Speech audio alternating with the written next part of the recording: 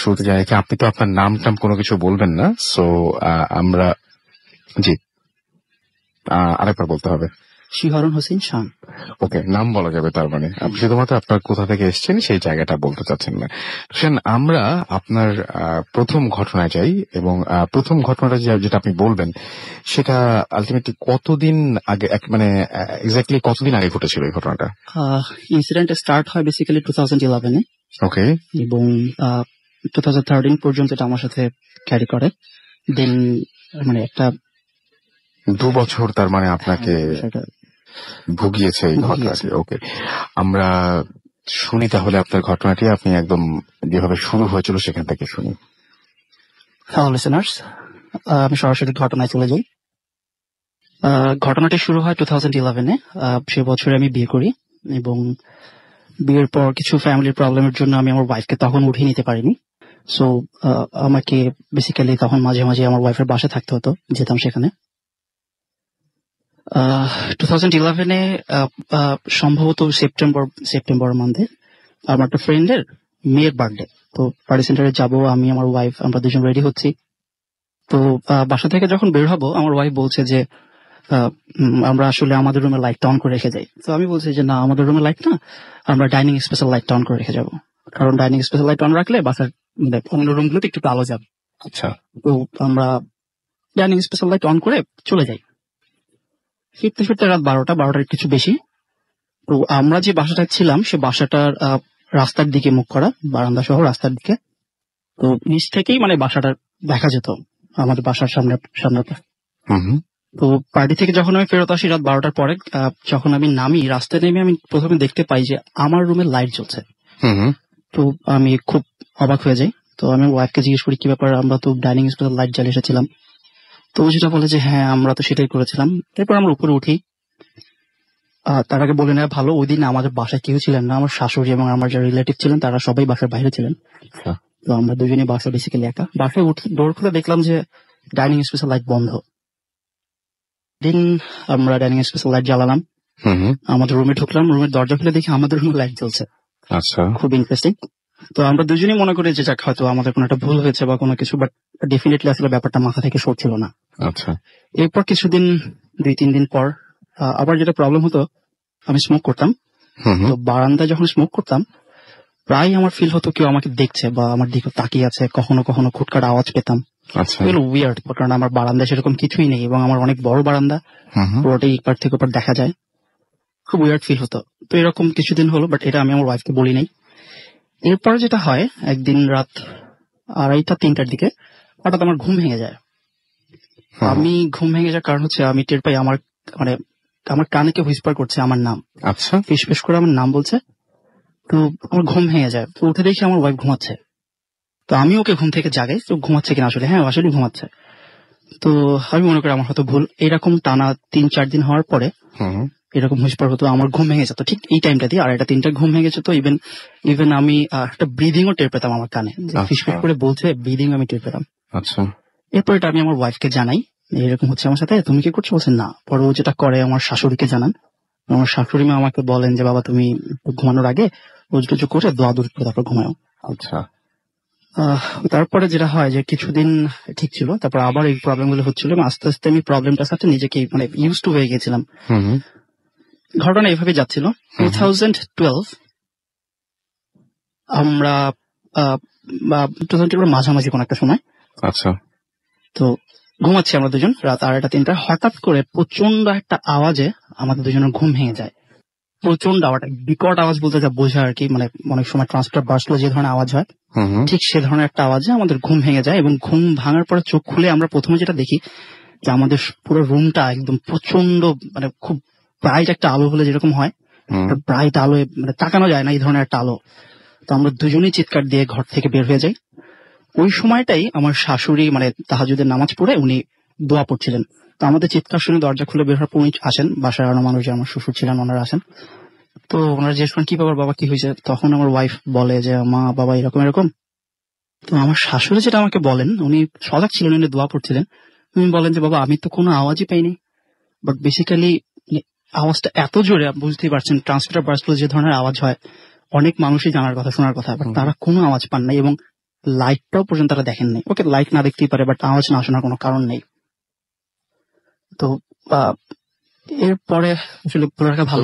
Transmitter মানে যারা শুনছে তাদেরকে বলছি, ট্রান্সমিটার যদি সত্যি এরকম ভাবে বাস্ট হয়ে যায় বা কিছু একটা, কি পরিমাণ আওয়াজ হয় এটা তো আমরা সবাই জানি, অনেক অনেক জোরে হয়। এবং আলো দেখতে পেয়েছেন আপনি? হ্যাঁ, আমরা আলো দেখতে পেয়েছি। বিদ্যুৎ চমকানোর মতো আলো দেখা যায় একদম হঠাৎ করে। বেসিক্যালি ইলেকট্রিসিটি চলে গেছে, ওই ধরনের কিছুই না। কিছুই না, ইলেকট্রিসিটি আছে, হ্যাঁ, সবকিছুই আছে। তো এরকম হয়, তার এরকম হলো। এরপর মানে পরদিন থেকে হঠাৎ করে আমার ওয়াইফ খুব উইয়ার্ড অ্যাক্টিভিটি করা শুরু করলো। যেমন ও প্রায় রাতের বেলা বলতো ভয় পাচ্ছে, শুতে গেলেই ভয় পাচ্ছে। ও বলছে, এই দেখো আমার দিকে আসছে। কে আসছে? দেখো আমার দিকে আসছে, আমাকে আসছে, প্লিজ তুমি আমাকে ধরো। তো এরকম হতো, এরকম প্রায় 2-3 দিন হলো। তো 2-3 দিন হওয়ার পরে আমার মানে শাশুড়িকে ব্যাপারটা জানানো হয়। উনি যেটা বলেন যে, বাবা তোমাদের বোঝার কোনো প্রবলেম হচ্ছে, তোমরা একটু দোয়া দূরত পড়ে তারপর শুও। তো উনিও খুব পরহেজগার মহিলা ছিলেন, উনি আমার ওয়াইফকে একটু মানে ফটো দিলেন দোয়া দূরত পড়ে। আচ্ছা, বাট আসলে এর কোনো মানে প্রবলেমটা সলভ হয় নাই। আমার ওয়াইফের প্রবলেম হচ্ছিলই, বেশ কিছুদিন এরকম চললো। আমি ভাবছিলাম একটা হয়তো আমরা ভয় থেকে এরকম কিছু হলো কিনা, ওর মেন্টালি কোনো প্রবলেম, সাইকিয়াট্রিস্ট দেখাবো কিনা ভাবছি। তো এর কিছুদিন পরে যে ইনসিডেন্টটা হলো, এর ফলে আমি আসলে সাইকিয়াট্রিস্ট দেখানোর চিন্তা ভাবনা থেকে সরে আসলাম। আমি বারান্দায় স্মোক করছিলাম, ভাবছিলাম যে আসলে কি করা যায়, কি করব। তো বারান্দা থেকে আমি রুমে ঢুকবো, রুমের দরজার কাছাকাছি এসেছি, হঠাৎ করে আমাকে পিছন থেকে কেন একটা ধাক্কা দিল। মানে সেটা মানে নর্মালি ধাক্কা না, এমন জোরে ধাক্কা দিয়েছে আমি মানে দরজা থেকে 10 to 15 ফিট আমার রুমের ভিতরে যে পড়েছি, পড়ার টেবিলের নিচে। আচ্ছা, এবং আমি যথেষ্ট ব্যথা পাই। আমার ওয়াইফ সবাই দৌড় দিয়ে আসে, কি হয়েছে বললাম এমন এমন। তো আমি যেখানে টের পেয়েছি, মানে আমাকে যেখানে ধরে ধাক্কা দিয়েছে, মানে আমার কাঁধে, বাম কাঁধে, টি শার্ট খুলে দেখা গেল যে সেখানে 3টা আঙুলের ছাপ। এবং এটা অ্যাবনর্মাল কিছু ছাপ, লাইক মানে নর্মালি মানুষের আঙুল যেরকম হয় সেরকম না, তার চেয়ে বড় এবং অনেক মোটা আঙুলের ছাপ, অনেক ডিপ ছিল। তো আমি খুব ভয় পেয়ে যাই এবং এরপর এই অবস্থা থেকে আমি সাইকিয়াট্রিস্ট দেখানোর চিন্তা ভাবনা বাদ দিই। আমার শাশুড়ি বলেন, বাবা আমার মনে হয় আমাদের অন্যদিকে যাওয়া উচিত, তুমি একটা ভালো কোনো হুজুর দেখাও, আমাদের মনে হয় কোনো প্রবলেম হচ্ছে। ওই সময় আমার ওয়াইফের ওই প্রবলেমটা চলছিল, ও বলছিল ওর ভয় করছে, মানে ফজরের আজানের আগ পর্যন্ত ও আমার সাথেই মানে একদম অ্যাটাচড হয়ে থাকতো। লাইক কখনোই আমার থেকে দূরে সরতো না, অন্য রুমে কোথাও যেতে গেলে সাথে সাথে যেতে হতো। প্লাস মানে ওর চোখ বন্ধ করলেই কথা বলতো, চোখ বন্ধ করলে বলতে আমার দিকে আসছে, আমার দিকে আসছে, আমাকে ধরো। ফজরের আজান দিত, এরপর আবার নর্মাল হয়ে যেত। প্রতিটা রাত এমন, পুরো রাত হতো না এবং পুরো রাত আমি ফজর আজান পর্যন্ত সজাগ থেকে 2 ঘন্টা ঘুমিয়ে অফিস করেছি। আচ্ছা, তো এরকম চলতে চলতে মানে আম্মা যখন বললো যে তুমি ভালো হুজুর দেখাও, একজন হুজুরের কথা রেফার করলেন, আমি হুজুরের সাথে যোগাযোগ করলাম। উনি বললেন যে বাবা আমার আসতে তো 2-3 দিন সময় লাগবে। কেন, উনি ঢাকায় থাকেন না? না, উনি ছিলেন বাগেরহাট থাকেন। তো উনি আসলে একটু দূর সম্পর্ক হলো, আমার শাশুড়ি কোন রকম আত্মীয় হন। আচ্ছা, অনেক কিছু জানেন, অনেক কিছু জানেন। এর আগে এই ধরনের অনেক এক্সারসাইজ উনি করেছেন এবং এই প্রবলেম গুলি মানে লাইক আমরা যেটা হয় যে জিন জাতীয় কোনো সমস্যা হলে এগুলি সলভ করতে পারেন। এবং আপনি যেটা বললেন আমি শুনে খুব অবাক হয়ে গেছি, যে আপনি বলছিলেন যে এরকমও আছে যে যদি মানে তাকে বলা হয় কারো নাম, বা আপনি আমার সঙ্গে এখন আছেন, তাকে মোটামুটি এটা বললেই তিনি ডিটেলস বলতে পারেন। এটা খুবই অদ্ভুত ব্যাপার, কিন্তু খুবই অদ্ভুত ব্যাপার। এবং আমি এটা বিশ্বাস করছি, কারণ আমি আপনাকে বললাম যে এরকম মানুষের সাথে আমারও পরিচয় হয়েছে। রাইট। তারপরে সেই হুজুরকে আপনারা ডেকে পাঠালেন এবং উনি বললেন যে উনি আপনাদের কাছ থেকে 2 দিন সময় চেয়ে দিলেন। তারপর কি হলো? 2 দিন সময় চেয়ে নিলেন এবং আমি যেদিন তাকে ফোন করলাম সেদিন রাতের ইনসিডেন্ট। রাত 12:30 কি 1টা বা তার একটু বেশি হবে। আমি এবং আমার ওয়াইফ আমরা দুজন মুভি দেখছি ল্যাপটপে। তো আমি উপর হয়ে শুয়ে আছি। তো তখন মোস্ট প্রবলি একটু ঠান্ডা পড়েছে, এই ধরনের কিছু যত মনে করে। আমার শরীর কম্বল ছিল। আচ্ছা, উপর হয়ে শুয়ে আছি। তো সাডেনলি মানে আমাকে ঘাট ধরে একদম মানুষকে যেভাবে হুক ঝোলানো হয়, হ্যাচকা টান দিয়ে আমার খাট থেকে নিচে ফেলে দিয়েছে আমাকে। আচ্ছা, মানে একদম যেটা বলে যে উড়িয়ে ছুড়ে ফেলা, এই ধরনের একটা বিষয়। তো আমি তো খুবই অবাক, ভয় পেয়ে গেছি কি হলো। আমার ওয়াইফ চিৎকার দিয়ে রুম থেকে বের হয়ে যায় এবং আমি নিচে পড়ে ভালো ব্যথা পেয়েছি ডেফিনেটলি। সবাই আসে, আমার শ্বশুর শাশুড়ি ওনারা সবাই আসেন, এসে বলেন কি হলো, বললাম এরকম এরকম। এরপর দেখা গেল আমাকে যেখানে মানে টান দিয়েছে টি শার্ট খুললাম আমি, আবার দেখা গেল ওইখানে আবার 3টা আঙুলের ছাপ। আমার ডান খাতে টান দিয়ে আমাকে ফেলে দিয়েছিল, 3টা আঙুলের ছাপ। এরকম বড়, অনেক বড়, মানে নর্মাল মানুষের আঙুল এরকম হয় না। তো এবার আমি মানে পুরোপুরি ডিটারমাইন্ড আমি বাসায় থাকবো না। এই বাসা ছেড়ে দেবো। হ্যাঁ, আমি বাসায় থাকবো না। তো আমি আমার শাশুড়ির সাথে এবং ওয়াইফের সাথে কনসাল্ট করলাম, যে আমরা ডিসকাস করলাম আমরা এই বাসা ছেড়ে দেবো। বললাম আচ্ছা ঠিক আছে। তো আমরা তারপর দিনই বাসা শিফট করি। তারপর দিনই খুব মানে ইমার্জেন্সি ভাবে অন্য একটা বাসা দেখি চলে। এবং সেদিন আমরা যখন বাসা চেঞ্জ করি, বাসা চেঞ্জ করলাম, সবকিছু গুছালাম। সবচেয়ে মজার বিষয়, রাতের বেলা যখন শুভ বা রাত হয়েছে, আমার ওয়াইফ ওই ধরনের কোনো ভয় পাচ্ছে না। আচ্ছা, সে কোনো ভয় পাচ্ছে না। ওকে, সে ঘুমাইলো। তার পরদিন রাতে সে আবার বলছে না আমি ভয় পাচ্ছি। নতুন বাসায়? হ্যাঁ। আচ্ছা, ভয় পাচ্ছি, আমার দিকে আবার আসতেছে, আমার ভয় দেখায়, এরকম বলে। তো হুজুর, আমরা ওয়েট করছি হুজুর আসবে। তারপর হুজুর সাথে কথা বলবেন, বললাম আমি পরদিন সকালে আসছি। উনি আসলেন সকালের পরপরই। উনি এসে আমাদের নতুন বাসায় আসলেন। নতুন বাসায় এসে আমার ওয়াইফকে দেখলেন, দেখে বললেন বাবা আমি তো তোমাদের এর আগের বাসা যেখানে ছিলে ওখানে যেতে চাই। আচ্ছা, ঠিক আছে চলেন চাচা। নিয়ে গেলাম হুজুরকে। বাসা এমটি, ভাড়া নেয়নি তখনও। বাসাটা পুরোপুরি ঘুরে দেখলেন। ঘুরে দেখে উনি বললেন বাবা আমি একটু ছাদে যাবো। আচ্ছা ঠিক আছে চলেন যাই। ছাদে নিয়ে গেলাম। ছাদটা থেকে ফিরে বললেন চলেন বাবা আমরা বাসা চলে যাবো। তো আমরা আমার নতুন বাসায় চলে আসলাম, মানে এখন আমি যে বাসা ছিলাম সেই বাসা চলে আসলাম। উনি এসে যেটা বললেন যে বাবা বেসিক্যালি হয়তো এটা এমন ছিল যে তোমাদের বিয়ের আগেই তোমার ওয়াইফের প্রতি একটা এবার অনেক জিন ছিল, তার কোনো একটা নজর, খারাপ কিছু একটা নজর তোমার ওয়াইফ। এই বাসায় জিন ছিল, সেই ঘটনা একটু বলেন, কিভাবে এই বাসায় জিনটা আসলো? আচ্ছা, আমি যে বাসাটায় ছিলাম, আমার ওয়াইফরা যে বাসা ছিল, ওই বাসায় ওরা প্রায় 10 বছর যাবত আছে। ওই বাসার পূর্ব ইতিহাস সম্বন্ধে ওদের খুব ভালোভাবে ধারণা আছে। তো এমনও হতো আমি যখন আমার বিয়ের আগে যখন আমার সাথে কথা বলতো, ও আমাকে বলতো জানো আমি যে বারান্দায় বসে কথা বলছি, বারান্দায় গ্রিল গুলি কাঁপছে এবং ছাদে আমি লাফালাফির আওয়াজ শুনতে পাচ্ছি, বাট ছাদে আসলে কেউ যায় না। রাত 1:30-2টার সময় লাফানোর আওয়াজ পাচ্ছে। অনেক সময় বলতো আমি নুপুরের আওয়াজ পাচ্ছি, কেউ নাচছে, এই ধরনের অনেক কথা বলতো। তো তখন আমি ফান করতাম, কি বলে গেলি দেখবো না বিয়ের পরে কি আছে। তো আসলে যেটা ছিল বেসিক্যালি এই বাড়িটার যারা একদম প্রথম দিকে যারা বাড়িটা বানান, তখন এই বাড়িটার যে মালিক ছিলেন একটু মানে আলেম টাইপের লোক ছিলেন। তো উনি কিছু জিন পালতেন, তার অনেক কাজ করে দিত সেসব জিনরা। বাট উনি মারা যাওয়ার পর সেই জিনগুলিকে নার্চার করার কোনো লোক ছিল না, কেউ কেয়ার করতো না। সো যেটা হয় জিনগুলি ছড়ে ছিটে যায় এবং অবাধ্য হয়ে যায়। তার এই বাড়িটা ছাড়ে নাই এবং ওই বাড়িতে আমরা ছাড়া অনেকেই আরো অনেক কিছু এক্সপিরিয়েন্স করেছে এর আগে। তো হুজুর বলেছিলেন যে ওখান থেকে কেউ একজন তোমার ওয়াইফের উপর নজর পড়েছে এবং তোমার বিয়ের পরেই প্রবলেমগুলি বেশি হচ্ছে। তো এটা কি করা যাবে? রেমিডি হিসেবে, প্রতিকার হিসেবে আমার হুজুর যেটা করলেন, উনি একটা মানে বাংলা যেটাকে বলে কাইতন, আমরা তাবিজ পড়ানোর সময় যে কাইতনটা ইউজ করি বা অনেক ইউজ করি, সেই কাইতনটাকে দোয়া পড়ে 7টা গিট দিয়ে দিলেন। 7টা গিট দিয়ে আমার ওয়াইফকেও দিলেন, সাথে আমাকেও দিলেন, যেহেতু আমার সাথে কিছু হয়েছে। তো আল্লাহর রহমতে উনি বললেন যে হ্যাঁ ঠিক আছে বাবা এটা ঠিক হয়ে যাবে, আর তোমরা পারলে এটা কারো কাছে না বলাই ভালো। আচ্ছা। তো আল্লাহর রহমতে হুজুর চাওয়ার পর থেকে কোনো প্রবলেম ছিল না। 1 মাস কোনো প্রবলেম ছিল না। 1 মাস পর আবার আমার ওয়াইফ বলছে আমি তো আজকে এরকম ভয় পেয়েছি। ভয়টা এবার কেমন? এবার কি ধরনের ভয় পেলেন? উনি প্রথম মানে 1 মাস পর যেটা বললো যে আজকে আমাকে ওর মনে হয়েছে পিছন থেকে কেউ ফু দিচ্ছে কানের পাশে, এই ধরনের কিছু। আচ্ছা। তো এটা বলার পরে আমি একটু ঘাবড়ে যাই, কি ব্যাপার, 1 মাস তো ঠিক ছিল, আবার কেন হলো? এবং এটা তো নতুন বাসা, আগের বাসাও না।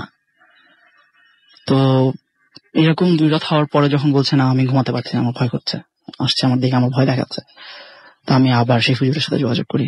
হুজুর এমন আপনি তো দিয়েছিলেন তাবিজটার পর 1 মাস তো ভালো ছিল, এখন আবার এরকম প্রবলেম হচ্ছে। তুমি বলছো আচ্ছা ঠিক আছে বাবা, বাট এবার তাবিজটা চেঞ্জ করে দিব, আমি একটা লোক দিয়ে তোমাকে তাবিজটা পাঠিয়ে দিচ্ছি। আচ্ছা ঠিক আছে। তো উনি একজন লোকের কাছে তাবিজটা দিয়ে দেন, ঠিকানা দিয়ে দেন। উনি আমার কাছে আসে, আগের তাবিজটা আবার ওনার কাছে ফেরত দিতে বলেছেন। আগের তাবিজ যেটা দিয়ে ফেরত দিতে হবে, আমাকে আবার একটা নিয়মের মধ্যে নিশ্চয়ই পড়ে, হয়তো। তো ওনাকে ফেরত দেওয়া হয় আগের তাবিজটা, এবং নতুন তাবিজটা বলা হয় যেটা মিনিমাম আমাদের 4 থেকে 6 মাস আমাদের ইউজ করতে হবে। আচ্ছা। তো আল্লাহর রহমতে এরপর থেকে আর কোনো প্রবলেম হয়নি, এবং 2013 আমার ওয়াইফ আমাকে একটি বেবি বোন দেয়। সো এরপর থেকে আল্লাহর রহমতে আমরা ভালো আছি। এবং 4-5 মাস পরে, মানে আমার বেবি হওয়ার, মানে আমার ওয়াইফের বেবি হওয়ার 1 মাস পর থেকে তাবিজটা ইউজ করে নাই, কিন্তু আমি 3 মাস পর থেকে ইউজ করি নাই। আর আমি এগুলি খুব বেশি বিশ্বাসও করতাম না, তাবিজটা এরকম হয় বা আসলে মানুষ এরকম হয় বিশ্বাস করতাম না। দিন আছে জানি মানুষের প্রবলেম করে, বাট আসলে যে ধরনের কোন প্রতিকার থাকে সেটা বিশ্বাস করতাম না। এরপর তো নিজের চোখের সামনেই দেখলাম, এক্সপিরিয়েন্স করলাম, আল্লাহর রহমতে এরপর থেকে আমরা ভালো আছি। আপনাকে একটু প্রশ্ন করে যে আপনি এই যে এই বাসায় যে ব্যাপারটা এক্সপিরিয়েন্স করেছেন, এর আগে কখনো আপনি এমনিতে কখনো ভয় পেয়েছেন, নাকি এই বাসাতে এই প্রথম এই প্যারানরমাল সবকিছুর সাথে আপনার পরিচয় বা আপনার দেখা? আমার লাইফে এর আগে আমার কোনো প্যারানরমাল অ্যাক্টিভিটি নেই, কোনো এক্সপিরিয়েন্স নেই কোনো আপনার? এক্সপিরিয়েন্স নেই, বাট আমি শুনেছি বা আমার আশেপাশে মানুষের সাথে হয়েছে, বাট আমার কোনো প্যারানরমাল এক্সপিরিয়েন্স আমার নেই। নেই বললে ভুল হবে, একটা আছে ছোট, বাট সেটা যে বেসিক্যালি প্যারানরমাল কিনা তার কোনো মানে সেটা তো হয়তো শুধুমাত্র ভয়ই পেয়েছিলেন। হ্যালুসিনেশন হতে পারে। হ্যাঁ, বাট এখানে এসে আপনার মনে হয়েছে যে জিনিসটা আসলে সামথিং কিছু একটা এক্সিস্ট করছে, এবং আপনার মনে হয়েছে। আচ্ছা, যে ভয়গুলো আপনারা পেতেন, এই যে যেমন বলেন যে কানের পাশে ফু দেয়, তারপরে আপনার ওয়াইফ বলেন যে খুবই ভয়ঙ্কর ব্যাপার, যারা শুনছেন তারা শুনে একবার না হলেও হয়তো জানালার দিকে, ঢাকা শহরে ম্যাক্সিমাম, যদিও এখন থাই গ্লাস, ধরলাম যে থাই গ্লাসে, এই যে বলছেন যে গ্রিল কাপ ছিল, এরকম ধরনের আরো নিশ্চয়ই নুপুরের শব্দ পেয়েছেন আপনারা ছাদে, আরো নিশ্চয়ই এরকম অনেক টুকরো টুকরো ব্যাপার আছে যেগুলো আপনারা ভয় পেয়েছেন। ভয়গুলো কি ধরনের ভয় পেতেন আপনারা? আমি আমার বিয়ের আগে আমার ওয়াইফের কাছে এমনও শুনেছি যে ওই বাড়ির ছাদে একজন, মানে বউ সাজালে যেরকম হয় বিয়ে বাড়িতে, বউ সাজে এরকম হয়, ওরকম সেজে একজন হাঁটুর উপর মাথা রেখে বসে থাকতো।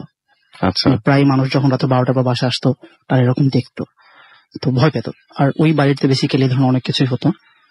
আর আমার আসলে আমি তো এরা কখনো কোনো কিছু ধরনের এক্সপিরিয়েন্স করিনি, সো ওই যে ব্রিদিং, আমি যে নিঃশ্বাসের আওয়াজটা পর্যন্ত পেতাম, ফিসফিস করে আমার নাম ডাকছে, এটা আমার জন্য সিরিয়াসলি খুব হরিবল ছিল। আচ্ছা, নামটা মানে ব্রিদিং মানে এরকম টাইপের কিছু একটা, আর নিঃশ্বাস নিয়ে আমি নিঃশ্বাসটা আমার কানে ফিল করতাম। নিঃশ্বাসের টানার শব্দ না ছাড়ার শব্দ? ছাড়ার শব্দ। আচ্ছা, আমি আমার কানে ফিল করতাম যে একটা কেউ নিঃশ্বাস নিতে, ভারী কোনো একটা নিঃশ্বাস, এবং তারপরে আপনার নাম ধরে নাম ডাকছে। ধরে নাম ধরে ডাকতো কি জোরে নাকি না, খুব? আমার ঘুম ভেঙে যেত, আমার কানের ভিতর আমি শুনতাম, আমার ঘুম ভাঙার মতোই খুব জোরে বলতে। আপনি আসলে বোধহয় জানতে চাচ্ছেন আমার পাশে আমার ওয়াইফ শুনতে পেত কিনা?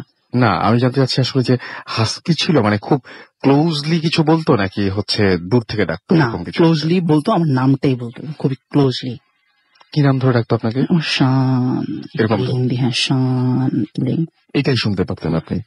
ওকে, থ্যাংক ইউ ভেরি মাচ আপনাকে আমাদেরকে সময় দেওয়ার জন্য। আমি একটু আপনাদেরকে এই ফাঁকে একটু জিজ্ঞেস করে রাখি, এই যে আমরা বলি যে মাঝে মাঝে অনেক জায়গাতে আমরা শুনি যে একজন মহিলা যিনি কিনা বউয়ের মতন সাজ নিয়ে বসে থাকেন, আপনারা যখনই শোনেন তখন কি এটা ভিজুয়ালাইজ করতে পারেন? মানে আপনাদের কিরকম বউ দেখেন আপনারা কিরকম দেখেন? আমার মনে হয় যে আমি যেরকম দেখি সেটা আমি আমারটা বলতে পারি, সেটা হচ্ছে আমি কখনো আসলে আজ পর্যন্ত এই যে সেজে গুজে একজন বউ বসে থাকেন তার মুখটা কোনোদিন কল্পনা করতে পারিনি। আমি শুধু দেখেছি যে জাস্ট ঘোমটা দেওয়া একটা অবয়ব।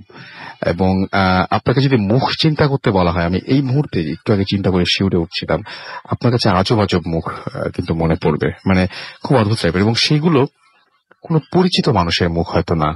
আপনি এই মানুষগুলো যাদেরকে আপনি দেখছেন বা চারপাশে সবসময় আপনি যাদের সাথে রয়েছেন, সেই সমস্ত কোনো মানুষকে আপনি যখন বলবো যে কোনো মানুষ ঘোমটা দেওয়া বউয়ের সাজে কেউ একজন হঠাৎ করে রাতের বেলায় দেখা হয়ে গিয়েছিল, তাকে নিশ্চয়ই আপনি যেভাবে দেখবেন তার চেহারাটা নিশ্চয়ই পরিচিত কারোর সাথে মিলবে না। এই পুরো চেহারাটা আপনার মস্তিষ্ক হয়তো তৈরি করছে, এবং মস্তিষ্ক তৈরি করছে। আপনি একটু চিন্তা করে দেখুন, এই শো শেষ করার পরেও চিন্তা করে দেখতে পারেন, আপনি ভেবে দেখুন যে আমরা যে সমস্ত অবয়বগুলোর কথা বলি তাদের চেহারা আসলে কেমন। ভাবতে গেলে আপনি শিউরে উঠবেন। এক এক সময় এমন অদ্ভুত অদ্ভুত মুখচ্ছবি বা এমন অদ্ভুত অদ্ভুত ইমেজ আপনার ব্রেন ক্রিয়েট করবে, আপনি ভয় পেতে পারত।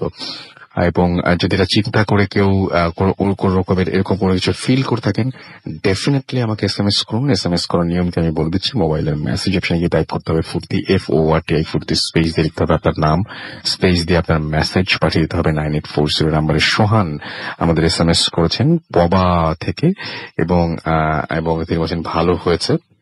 আমাদেরকে জ্যাকলিন নাটোর থেকে এসএমএস করেছেন এবং লিখছেন ভেরি নাইস। আমাদেরকে ছাড়াও দেখতে পাচ্ছি কমেন্টেটর লেমন লিখেছেন আজকের এপিসোডটি তিনি হিসাব আমাদের মাঝে মাঝে জানিয়ে দেন। আজকে তিনি বলছেন 264, অর্থাৎ 264 নাম্বার এপিসোড চলছে আজকে। শিহাব আমাদের SMS করেছেন এবং তিনি বলছেন, আমার আব্বুর স্টোরি পাঠাতে চাই। আপনি আপনার আব্বুর কাছ থেকে ঘটনাটা রেকর্ড করে সরাসরি অডিও ক্লিপটি পাঠিয়ে দিতে পারেন আমাদের কাছে অথবা আপনি আরেকটা কাজ করতে পারেন, সেটা হচ্ছে যে আপনার বাবার যে ঘটনাটি সেটি আপনি লিখে ফেলতে পারেন এবং আমাদের কাছে পাঠিয়ে দিতে পারেন। আমাদের অ্যাড্রেসটা হচ্ছে bhutfm@radiofurti.fm। আমি স্পেলিংটি বলে দিচ্ছি, একটু কাইন্ডলি লিখে নেবেন, BHTTFM@radiofurti.fm। এছাড়াও আপনি যদি facebook/bhutfm.russell এইখানে চলে যান, তাহলে আপনি এইখানে গিয়েও এই অ্যাড্রেসটা কিন্তু পাবেন এবং এইখানে যে আপনি সেই অ্যাড্রেসটা নিতে পারবেন। আমাদের www.radiofurti.fm সেখানে গিয়েও কিন্তু আপনি এই অ্যাড্রেসগুলো পাবেন। তো আমার মনে হয় যে আপনি আজকে ঘটনাটি লিখে পাঠিয়ে দিন, তাহলে আমরা মোটামুটি যত তাড়াতাড়ি পাঠাবেন তত বেশি ভালো আর কি। আমাদেরকে এছাড়াও দেখতে পাচ্ছি যে ইদিতা SMS করেছেন ময়মনসিং থেকে, লিখেছেন ভূত FM রক্স। আমাদেরকে রাকিব অ্যাপোলো হসপিটাল থেকে SMS করেছেন এবং তিনি বলছেন যে রেডিও শুনতে ভালো লাগছে। আমাদেরকে অ্যাডভোকেট মামুন SMS করেছেন খুলনা থেকে, জয় ভূত FM। আচ্ছা, খুলনার একটা স্টোরি পড়বো। খুলনাতে বেশ কিছুদিন আপনারা শুনতে পারেননি এবং এখন যখন শুনতে পাচ্ছেন আপনারা বেশ যে পরিমাণ আমাদের সাড়া দিচ্ছেন, আমি খুলনার একটা ঘটনা আজকে পড়বো এবং আছে আমার কাছে সেই ঘটনাটি। এবং দেখেন কি তাড়াতাড়ি আবার ঘটনাও লিখে পাঠিয়েছেন। খুলনা থেকে প্রচুর ঘটনা আগেও আসতো এবং আগামীতেও আসবে আশা করছি, এবং এখন আমার কাছে এই মুহূর্তে একটা আছেও। আপন সাহা আমাদের SMS করেছেন ময়মনসিং থেকে, নাইস স্টোরি, আই লাইক ভূত FM। রবিন আমাদের SMS করেছেন, লিখেছেন পুরাই কুল। আমাদেরকে হিমেল পান্ডে SMS করেছেন নর্দা থেকে। এছাড়া আমাদেরকে কবির জিঞ্জিরা থেকে SMS করেছেন এবং আমাদেরকে SMS করেছেন দেখতে পাচ্ছি ফাহিম। ফার্স্ট স্টোরিটা শুনে খুব ভয় লেগেছে তার কাছে। আমাদেরকে মালিহা SMS করেছেন, আচ্ছা স্টোরিটা তার কাছে অনেক হরিফাইং মনে হয়েছে, and sometimes I also feel whispers near my ear, তাই লিখেছেন তিনি। SH আবরার লিখেছেন, আচ্ছা তার মানে অনেকেই কানের এরকম হুইসপারিং বা হুইসপার শোনেন এবং আপনি যেটা শোনেন সেখানেও কি আপনাকে নাম ধরেই ডাকে বা এরকম কোনো কিছু, সেটা আমাদের জানাতে পারেন। কিন্তু এরিক আমাদের SMS করেছেন, ফার্স্ট স্টোরিটা অসাম, তাই লিখেছেন। নাজ আমাদের SMS করেছেন মুকিত সহ আরো অনেকে।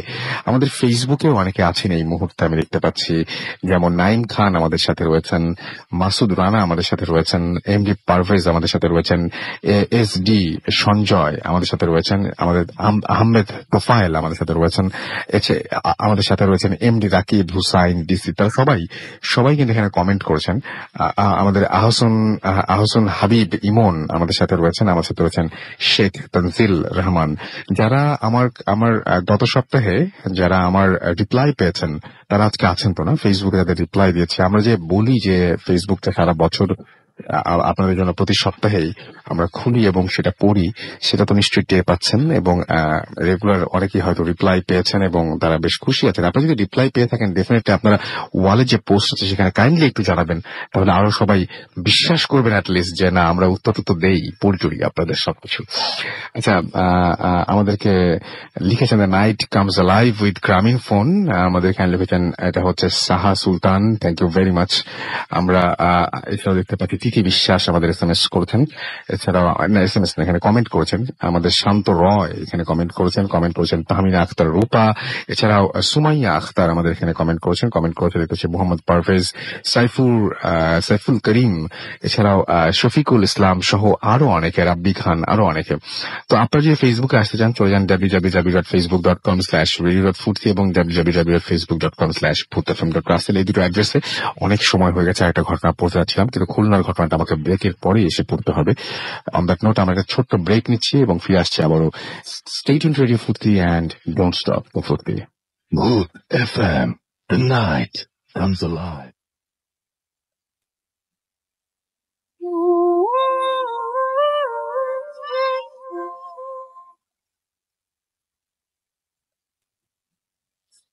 ওয়েলকাম ব্যাক, শুনছেন সবসময় রেডিও ফুর্তি 88.2 FM। আমি রাস্তাল আছি সাথে, আমার সাথে রয়েছে মাসুম এবং আজকের অতিথিরা। ঘড়িতে সময় এখন রাত 12টা বেজে 32 মিনিট। আমি সরাসরি একটা ঘটনায় চলে যাই এবং ঘটনার পরে আবারও আপনাদের কাছে ফিরে আসবো। আমি বলছিলাম যে খুলনার একটা ঘটনা পড়বো, সো খুলনার একটা ঘটনা পড়ছি। ঘটনাটি যিনি পাঠিয়েছেন তিনি লিখছেন, আমাদের বাড়ি খুলনাতে, খুলনার শ্মশান ঘাট নামে একটা জায়গাতে। সঙ্গত কারণেই আমি আমার ডাক নাম এবং বাড়ির নাম লিখলাম না। আমাদের বাড়িটা 2 তলা নিচের তলা ভাড়া দেওয়া, 2 তলাতে আমরা থাকি, দোতলায় মোট 5টা রুম। আমার রুমটা অন্যান্য রুমগুলো থেকে একটু দূরে। আমার পরিবারে মোট 3 জন সদস্য। আমার এই ঘটনাটা আজ থেকে প্রায় 4 বছর আগে। আমি সাধারণত একটু দেরিতে ঘুমাতে চাই, 2টা-2:30টার দিকে ঘুমোতে যাই। এজন্য অবশ্য আম্মুর কাছে অনেক বকাঝকা নিয়মিত হজম করতে হয়। কিন্তু যেদিন আমার সাথে ঘটনাটা ঘটলো সেদিন একটু তাড়াতাড়ি ঘুমিয়েছিলাম, ধরেন 1টার দিকে। আমার খাটের সাথে একটা জানালা আছে, জানালাটা সবসময় খোলাই রাখি। প্রায় 3টার দিকে আমার হঠাৎ করে একটা ঠান্ডা বাতাসের জন্য ঘুমটা ভেঙে গেল। আমি চোখ খুলে দেখলাম যে আমার পায়ের কাছে একজন মহিলা বসে আছে, আর এরকম চেহারা কোনো মানুষের হতে পারে এটা আমি ভাবতেও পারিনি। কিছুটা চোখের মানে কোনো মনই ছিল না, টোটাল চোখটাই ছিল সাদা, আর মুখের চামড়াটা মানুষ পুড়ে গেলে যেমন হয় ঠিক তেমনি, কিছুটা কালো সাদা আর ফোলা ফোলা। সাদা একটা শাড়ি পরেছিল। মহিলাটি আমার দিকে তাকিয়ে হাসছিল, কিন্তু হাসিতে কোনো শব্দ ছিল না। আমি প্রথমে কিছুই বুঝতে পারলাম না, শুধু তার দিকে তাকিয়ে থাকলাম। কিছুক্ষণ পর আমি বুঝলাম এটা মানুষ না। আমি শো অবস্থা থেকে বসলাম, আর 2 হাতে ভর দিয়ে খাটের সাথে লাগানো দেয়ালে আমি ঠেকলাম। হঠাৎ করে মহিলাটি আমার দিকে তাকিয়ে হাত বাড়ালো আমার গলা টিপে ধরার জন্য। আমি প্রচন্ড ভয় পেয়ে গেলাম। তার 2টি হাত যখন আমার গলার কাছাকাছি, তখন আমি তার হাত ধরে ফেললাম। হাত দুটি ঠিক যেন বিড়ালের পায়ের মতো নরম এবং লোমযুক্ত। আমি যে কখন চিৎকার দিয়ে ফেললাম আমি নিজেই জানি না। আমার ছোট মামা ইংল্যান্ডে থাকেন, সে তখন আমাদের বাড়িতেই এসেছিল। সে ছুটে এসে আমার রুমের লাইট জ্বালালো। সে দেখল আমার হাত দুটি সামনের দিকে, কিন্তু আমি ছাড়া রুমে আর কেউ নেই। পরের দিন হুজুর ডাকা হলো, আমাকে পড়া পানি দিলেন, আর যেটা বললেন সেটা সব থেকে ভয়ের।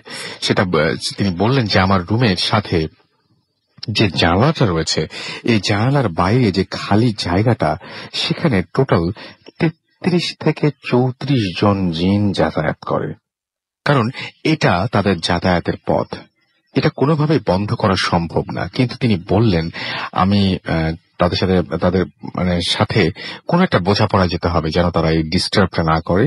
এবং এরপরে আমার রুমে আর কখনো কোনো কিছু দেখা যায়নি। আমি মাঝে মাঝে আমার রুমের দরজায় কে যেন জোরে লাথি মেরে চলে যায়, আর এটা ঘটে রাত 2টা থেকে 3টার মধ্যে। এখনো আমি যে রুমটাতে থাকি আর এখানে বসেই ঘটনাটা লিখলাম। বিষয়গুলোর সাথে কেমন যেন নিজেকে মানিয়ে নিয়েছি, তাই এখন আর ভয় লাগে না। এটাই ছিল আমার ঘটনা। আমার সাথে আরো কিছু ঘটনা আছে যা আমি পরে আপনাদের সাথে শেয়ার করব। আমি আপনার পরের ঘটনার জন্য ওয়েট করছি এবং পরের ঘটনার অপেক্ষায় থাকলাম। এবং এই যে মানিয়ে নেয়া, এরকম আমি অনেকের কাছে শুনেছি যে একটা সময় ভয় পেতে পেতে পেতে পেতে পেতে পেতে মানিয়ে নেয় মানুষ। যেমন আমি একটু সহজ করে বুঝিয়ে বললে যেতে হয় যে যেমন দাঁড়ায় ঘটনাটা, সেটা হচ্ছে যে মানুষ যেমন বহুদিন ধরে তা অসুখে ভুগতে ভুগতে মনে করেন যে না, বাকিটা জীবন এটাকে সাথে নিয়েই বাঁচতে হবে। সো সেটাকে সাথে নিয়ে বাঁচতে হলে কতটা সুস্থভাবে বাঁচা যায় সেটা চেষ্টা করেন। অনেকটা এরকম আমি এরকম অনেকের মানুষের কাছে শুনেছি, হ্যাঁ ভয় পাই, অনেক চেষ্টা করেছি, এটা করেছি সেটা করেছি, হ্যান করেছি ত্যান করেছি, তারপরে কিচ্ছু হয়নি। এখন যেটা করি সেটা হচ্ছে যে এগুলো নিয়েই আছি এবং চেষ্টা করি ভালো থাকতে। যাই হোক, আমরা পরবর্তী ঘটনায় যাব, দিনারের কাছে যাব। দিনার এসছেন অনেকদিন পরে। ওয়েলকাম ব্যাক দিনার, অনেকদিন পরে কথা হচ্ছে। Most welcome. আমরা আপনার ঘটনায় চলে যাই। আসসালামু আলাইকুম লিসনার্স, আমি দিনারাম এসেছি লালবাগ থেকে।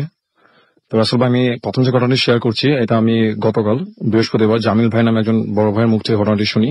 জি। তো ঘটনাটি হচ্ছে ওনার ফ্রেন্ডের সাথে ঘটে যায় একটা ঘটনা। তো ঘটনাটি আজ থেকে 6 বছর আগে ঘটে। তো তখন জামিল ভাইয়ের ফ্রেন্ড যার সাথে ঘটনাগুলো ঘটে, তখন উনি মিডল ইস্টের কাতারে থাকতেন।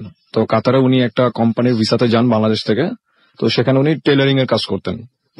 তো উনি যে মালিকের আন্ডারে কাজ করতেন, সেই মালিক ওনাদের থাকা খাওয়ার ব্যবস্থা করে দেয়। তো আপনার ওনারা যে বাসাটাতে থাকতেন সেটা হচ্ছে 2 তলার একটা বিল্ডিং, এবং নিচের ফ্লোরে হচ্ছে কারখানার মতো, সেখানে ওনারা কাজ করতেন, এবং সেকেন্ড ফ্লোরে ওনারা সবাই একসাথে থাকতেন। তো ওইখানে আরো 2 জন বাংলাদেশি কর্মচারী ছিল, আর ওই কারখানার সবচেয়ে যে পুরাতন যে কর্মচারী তিনি ছিলেন পাকিস্তানের নাগরিক ছিলেন উনি। ওনার নাম হচ্ছে ইউসুফ শেখ। তো ওখানে ওঠার পর দুই একদিন পর ওই ইউসুফ শেখ যিনি উনি তাকে কিছু জিনিস নিয়ম কানুন শিখিয়ে দেয়। সেটা হচ্ছে যে আপনার রাতের বেলা মাঝে মধ্যে পুলিশ আসে এখানে।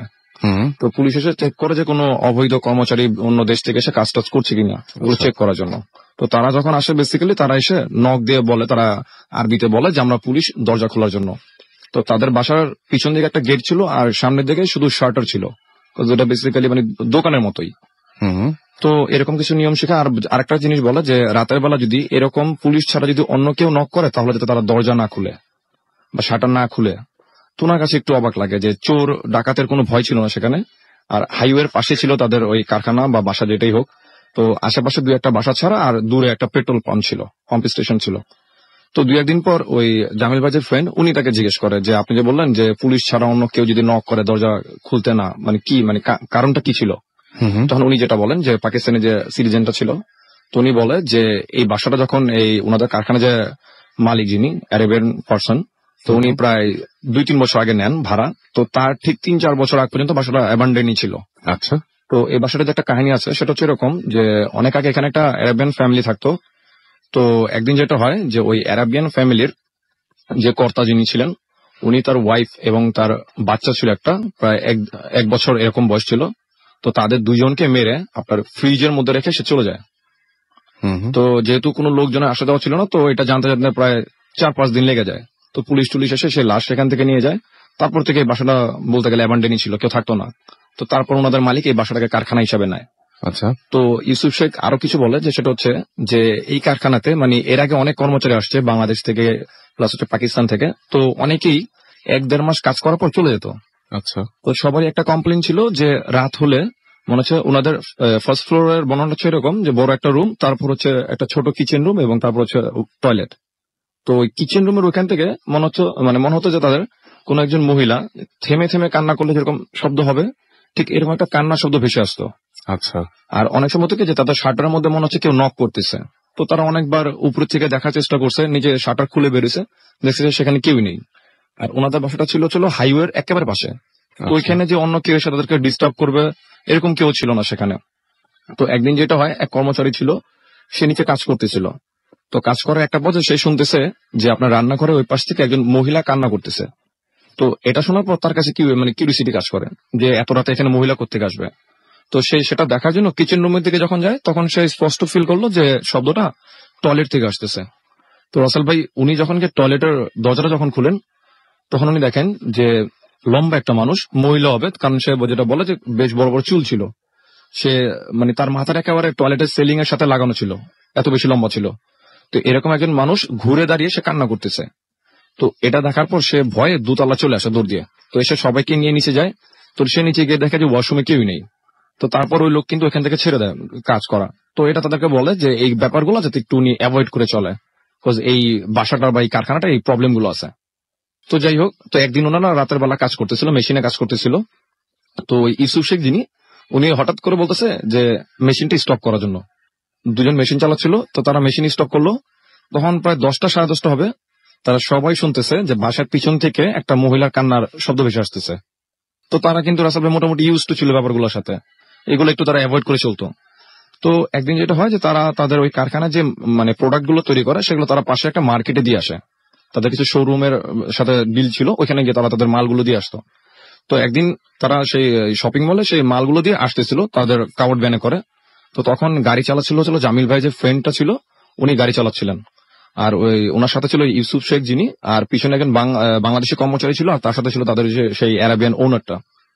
তো হাইওয়ে যেহেতু সেখানে প্রায় ম্যাক্সিমাম সব গাড়ি প্রায় 80-90 মাইল পার আওয়ার বেগে চলতে থাকে। তো মরুভূমি এক পাশে, আর ওদিক দিয়ে তারা যখন চলতেছিল তো তারা লক্ষ্য করলো কি যে দূরের থেকে যদি কেউ যদি রাস্তা ক্রস করে বেসিক্যালি তাকে কিন্তু গাড়ির হেডলাইটের আলোতে দেখতে পাওয়ার কথা। তো হঠাৎ একটা সময় তারা দেখলো, সবাই একসাথে দেখলো যে মনে হচ্ছিল কেউ একজন হঠাৎ গাড়ির সামনে চলে আসছে এবং তারা খুব জোরে সেটাকে হিট করে। এত জোরে হিট করে যে জামিল ভাইয়ের যে ফ্রেন্ড তার হাত পা কাঁপাকাঁপি শুরু হয়ে যায়, মানে থরথর করে কাঁপতেছিল যে সে হয়তো কোনো অ্যাক্সিডেন্ট করে ফেলছে। তো এটা ঘটার পর সে সঙ্গে সঙ্গে গাড়ি ব্রেক করে।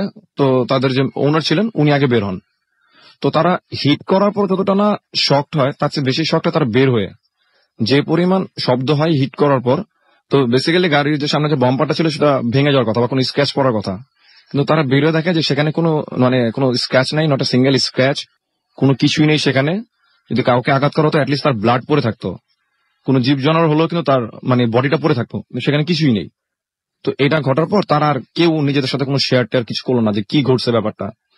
তো যাই হোক, তো তাদের উনি যেটা বলেন যে উনি যতটুকু দেখেন যে তার কাছে মনে হচ্ছিল যে সাদা জামা পরা কেউ একজন হঠাৎ সামনে চলে আসছে এবং তারা ওইটাকে হিট করছে। তো তার কিছুদিন পর উনি আর কিছু ডকুমেন্টস এর কিছু প্রবলেম থাকার কারণে উনি দেশে চলে আসেন।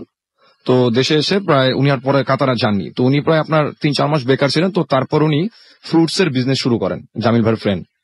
তো ফ্রুটস এর বিজনেসের কারণে উনি মাঝে মধ্যেই আপনার দিনাজপুর, রংপুর, তারপর যশোর যেতেন উনি ফ্রুটস কেনার জন্য। তো ওখানে উনি বাসে যেতেন এবং আসার সময় ট্রাকে করে ফ্রুটস নিয়ে চলে আসতেন ঢাকায়। তো এরকম একদিন উনি রাতের বেলা যশোর যাচ্ছিলেন। তো ঢাকা থেকে উনি বাসে উঠেন।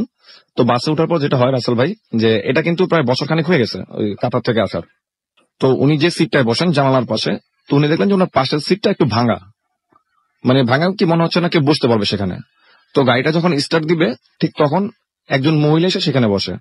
তো মহিলাটা পরা ছিল সাদা একটা বোরকা, যে সাদা বোরকা কিন্তু এখন দেখা যায় না। আগেরকার দিনে আমরা যখন আরবি পড়তাম তখন ওই দাদিদেরকে দেখতাম তারা এরকম বোরকা পরে। তো তার চোখের দিকে শুধু 2টা ফুটোর মতো চোখ দুটো দেখা যায়। তো এরকম একটা মহিলা এসে বসছে, তার কোলে হচ্ছে একটা বাচ্চা। তো উনি ভাবছেন হয়তো বা জাতি হবে, তার সাথে যাচ্ছে। তো যাত্রা পথে যখন গাড়ি থামায়, উনি খাওয়ার জন্য গাড়ি থেকে নামেন। তো উনি গাড়ি থেকে নামার পর তো উনি দেখতেছিলেন যে তার পাশে যে মহিলাটা বসছে বাচ্চা নিয়ে, সে কোথায় বসছে। তো যেহেতু সাদা পড়েছে তাকে কিন্তু সহজেই লোকেট করা সম্ভব ছিল, বাট উনি তাকে কোথাও লোকেট করতে পারেন না। তো উনি ভাবলেন যে হয়তো উনি খেয়ে আবার গাড়িতে উঠে গেছেন। তো উনি তাড়াতাড়ি খাওয়া দাওয়া শেষ করে আপনার স্মোক করতেন। তো স্মোক শেষ করে উনি বাসে উঠেন। তখন বাসটা ঘোরাচ্ছিল সে হোটেলের সামনে থেকে। তো তখন উনি যখন বাসে উঠলেন তখন উনি উঠে দেখলেন যে ওনার পাশের সিটে ওই মহিলাটা নেই, যে মহিলাটা ওনার সাথে ঢাকা থেকে আসছে। তখন উনি সুপারভাইজারকে বলে যে এখানে একজন যাত্রী ছিল, উনি তো নেই। তখন সুপারভাইজার ওনাকে যেটা রিপ্লাই দেয় যে ভাই আপনার ওই সিটটা তো ভাঙা, ওটার কোনো যাত্রী নাই। আচ্ছা, তখন উনি লক্ষ্য করলেন কেউ ছিলই না ওইখানে আসলে। জি। আচ্ছা, উনি রাসেল ভাই তখন একটু খেয়াল করে দেখলেন কি যে ওই সিটটার যে আসনের যে ফোমটা ছিল সেই ফোমটাই ছিল না, অ্যাটলিস্ট কেউ বসতে গেলে সেখানে পড়ে যাওয়ার কথা নিচে। তো উনি আর ভাবলেন না এগুলা নিয়ে কোনো কিছু। তো উনি যশোর চলে যান। তো সকালবেলা গিয়ে উনি যশোরে পৌঁছানোর পর উনি একটা হোটেল টাইপের বোর্ডিং বলা চলে, একটা জায়গা খুব চিপ রেটে একটা হোটেলে উঠেন উনি। তো হোটেলে ওঠার পর উনি সারাদিন ঘুমায়, ঘুমতে করে বিকালবেলা উনি ওনার যে বিজনেস পার্টনার ছিল তাদের সাথে ডিল করে। তো সেদিন রাতে উনি ঢাকায় চলে আসবেন, বাট কোন একটা প্রবলেমের কারণে তাকে সেদিন তার থেকে যেতে হয় রাতে, তারপরের দিন উনি আসবেন। তো সেদিন রাতের ঘটনা, উনি রুমে শুয়েছিলেন, খুব আর্লি শুয়ে পড়েন। তো তখন শীতকাল ছিল।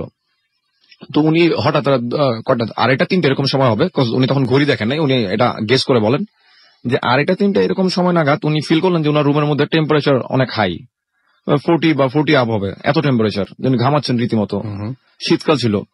তখন আসলে উনি চোখ খোলার পর যেটা দেখলেন সেটা খুবই উইয়ার্ড ছিল তার জন্য। তো উনি দেখতেছেন যে মহিলাটাকে উনি যেটা বলেন যে উনি কাতারে দেখেছিলেন, গাড়ি হিট করেছিলেন যখন, সাদা ড্রেস পরা, যে মহিলাটাকে উনি বাসে দেখেছেন সেই রকমই একজন মহিলা, বোরকা পরা মনে হচ্ছে। সে রুমের মধ্যে একবার ডান পাশ থেকে বাম পাশে যাচ্ছে আর বাম পাশ থেকে ডান পাশে আসছে। তার কোলে একটা বাচ্চার মতো ছিল, দেখে মনে হচ্ছে তাই সে কোলে টি শার্টে নিয়ে রাখছে। তো অনেক সময় হয় না যে বাচ্চাদের ঘুম পাড়ানোর জন্য রুমের এক পাশ থেকে আরেক পাশে মহিলারা হেঁটে যায় ঘুম পাড়ানোর জন্য। তো উনি তখন বেশিক্ষণ দেখতে পারেন না জিনিসটাকে। তো তখন উনি জাস্ট তার পায়ের দিকে লোকেট করেন, নজর দেন। তো উনি পায়ের দিকে তাকানোর পর যেটা দেখলেন যে তার পায়ের তালুর যে অংশটা সেটার আঙ্গুলগুলো ছিল পিছনের দিকে, আর পায়ের গোড়ালিটা ছিল তার বডির সামনের দিকে। তো এটা দেখার পর রাসেল ভাই তার আর কোনো কিছু মনে নেই, উনি সেন্স হারিয়ে ফেলেন সে রুমের মধ্যে। তো পরের দিন সকালবেলা যখন তার সেন্স ফিরে, তো উনি ঘটনাটা কারো ওই বোর্ডিং এর কারোর সাথে শেয়ার না করে উনি ঢাকায় চলে আসেন বাসে করি। তো ওনার ট্রাক পরবর্তীতে চলে আসে। তো এই ঘটনা ঘটার পর উনি কারোর সাথে ব্যাপারটা শেয়ার করেন, হয়তো তার কোনো ভুল হ্যালুসিনেশন হতে পারে। তো উনি ঢাকায় আসার পর এই রোজার কিছুদিন আগের ঘটনা, ওনাদের বাসাটা হচ্ছে আজিমপুরে, আন্ডার কনস্ট্রাকশন ওনাদের বাসা। তো ওনাদের বাসার যে নিচে যে হাউসটা আছে, তো সেই হাউসের পানি উনি যখন মোটর দিয়ে উপরে টাঙ্কিতে তুলেন তখন উনি মাঝে মধ্যে চেক করেন যে টাঙ্কি কি ফুল হয়েছে কিনা। তো ফুল হলে উনি নিচে থেকে সুইচটাকে অফ করে দেন। তো কিছুদিন আগে এই রোজার আগে তো উনি এরকম ছাদে যান। তো ছাদে গিয়ে উনি টর্চ লাইট নিয়ে দেখতেছিলেন টাঙ্কি, তখন 9:30, 10টা, 10:45 এরকম সময় হবে। তখন উনি সেম জিনিস, যে জিনিসটা উনি বাসে দেখেছেন, প্লাস হচ্ছে আপনার যশোরে যাওয়ার পর দেখেছেন সে বোর্ডিং এ, প্লাস কাতারে দেখেছেন, সেই জিনিসটা তার বাসার ছাদে মনে হচ্ছে তার দিকে তাকিয়ে আছে কোলে একটা বাচ্চার মতো নিয়ে। তো এটা কিন্তু রাসেল উনি অনেক হুজুর দেখায়, ঈদের পরও উনি অনেক হুজুর দেখায়, কিন্তু উনি এখনো এটা কোনো সলিউশন পাননি। এখনো পর্যন্ত জিনিসটা এরকমই আছে। জি, ওকে, থ্যাংক ইউ সো মাচ। এবং আমরা মানে তার কল্যাণ কামনা করি এবং তিনি এই সমস্যা কাটিয়ে উঠুন, সেটাই আমরা চাইবো। আমাদের কাছে বেশ কিছু SMS চলে এসে খুলনা থেকে আনোয়ার এবং তার ওয়াইফ আফরিন SMS করেছেন, লিখেছেন life is fun if Bhoot FM is on. আমরা thank you so much, thanks for being with us. আপনি রেগুলারই আমাদেরকে SMS করেন এবং আমরা মানে আমি অলওয়েজ আপনাদেরকে খুব অ্যাপ্রিসিয়েট করি এটার জন্য। মানে I love to see your SMS। মানে যখনই ভূত এফএম হয় তখনই আমি এক্সপেক্ট করি যে আপনারা পাঠাবেন। এরকম অনেকেই আছেন যারা রেগুলার SMS করেন। লিমন আমাদের SMS করেছেন জামালপুর থেকে এবং তিনি বলছেন যে আচ্ছা তিনি গার্লফ্রেন্ডের সাথে কথা না বলে আমাদেরকে শুনছেন। ওকে, আমাদেরকে রূপকথা আমাদের লিখেছেন খুলনা থেকে যে আই হ্যাভ এ স্টোরি। আপনি যদি স্টোরি থাকে তাহলে ডেফিনেটলি আপনার আমাকে সেন্ড করুন এবং সেটার জন্য যেটা আপনাকে করতে হবে সেটা হচ্ছে যে আপনি প্লিজ আপনি নোট করে নিতে পারেন। আমাদের অ্যাড্রেসটি বলে দিচ্ছি আরো একবার, bhutfm@radio40.fm, which is BHWTFM@radioFORTA.fm। Maliha আমাদের লিখেছেন sometimes I hallucinate looking into my mirror. These stories make me believe that something exists in my room, though nobody believes me. আপনাকে কেউ বিশ্বাস করুক আর না করুক, ওই ব্যাপারটা যেটা হচ্ছে আপনি হ্যালুসিনেট করেন, যে এটাও কিন্তু খুব আপনি যে মানে কি বলবো যে খুব যে আমরা আসলে কোনটা হ্যালুসিনেট করি আর কোনটা সত্যি সত্যি দেখি এটাও আমরা কতটা বুঝি। আর ভয় পাওয়ার যথেষ্ট কারণ আছে। আপনি হ্যালুসিনেট করেন যেটা, আমি সেটাই বলি যে আপনি ধরে নিলাম যে আপনি হ্যালুসিনেট করেন, বাট তাই বলে তো ভয়টাকে এড়ানো যায় না। আপনি যেটা দেখছেন সেটা আপনি জানেন যে সত্যি দেখছেন না, তারপরে তো ভয়টাকে এড়ানো যায় না। মানে ভয় তো লাগেই। সাদিক আমাদের SMS করেছেন মালিবাগ থেকে। ফার্স্ট ঘটনাটা শুনে তিনি রুমের লাইট অন করে দিয়েছেন। মুন্না আমাদের রাজীবপুর থেকে SMS করেছেন এবং তিনি বলছেন যে মাঝে মাঝে আমার ভূত এফএমের প্রতি ঘৃণা হয়, কারণ 3 সপ্তাহ ধরে SMS করছি বাট পড়া হচ্ছে না। বাট এই সপ্তাহে আপনার SMS পড়ে ফেলাম, I am really sorry, because এটা মানে সবকিছু যে আমি খুব ইচ্ছা করে করি, আমি আপনাদের SMS ওভারলুক করি। ইটস নট লাইক দ্যাট যে আমি আপনাদের SMS ওভারলুক পড়ছি না। আবার একটা জিনিস সত্যি যে সব SMS কিন্তু পড়াও সম্ভব না আমার পক্ষে। রাসেল খুলনা থেকে লিখেছেন যে আমি মিস্ত্রি পাড়ার হুজুর প্লাজায় থাকি, এটা একটা হন্টেড বাড়ি। আপনি যদি হন্টেড বাড়িতেই থাকেন তাহলে ডেফিনেটলি আপনাকে যেটা আমি রিকোয়েস্ট করবো একদম যে আপনি আপনার ঘটনাটা আমাদেরকে প্লিজ প্লিজ প্লিজ পাঠিয়ে দিন। আপনার ঘটনাটা আমরা এই উইকে যেন পেয়ে যাই সেই ব্যবস্থা করুন। নাবিসা আমাদের SMS করছেন লালবাগ থেকে। ডোন্ট রিড মাই SMS দেন বলার কিছু লেখেননি, আমি আপনার SMS পড়ে ফেললাম। সুমন আমাদের SMS করেন খুলনা থেকে, ডোন্ট স্টপ দ্য ফুর্তি। থ্যাংক ইউ ভেরি মাচ আমাদের সঙ্গে থাকার জন্য, যারা আমাদের সঙ্গে এখনো পর্যন্ত রয়েছেন। আমি ফেসবুক আর অন্য সব SMS গুলো আবারও পড়তে চাচ্ছি একটু পরে। আপাতত আচ্ছা আমি নামগুলো একটু তাও বলে দিই না, সবাই খুব মাইন্ড করেন।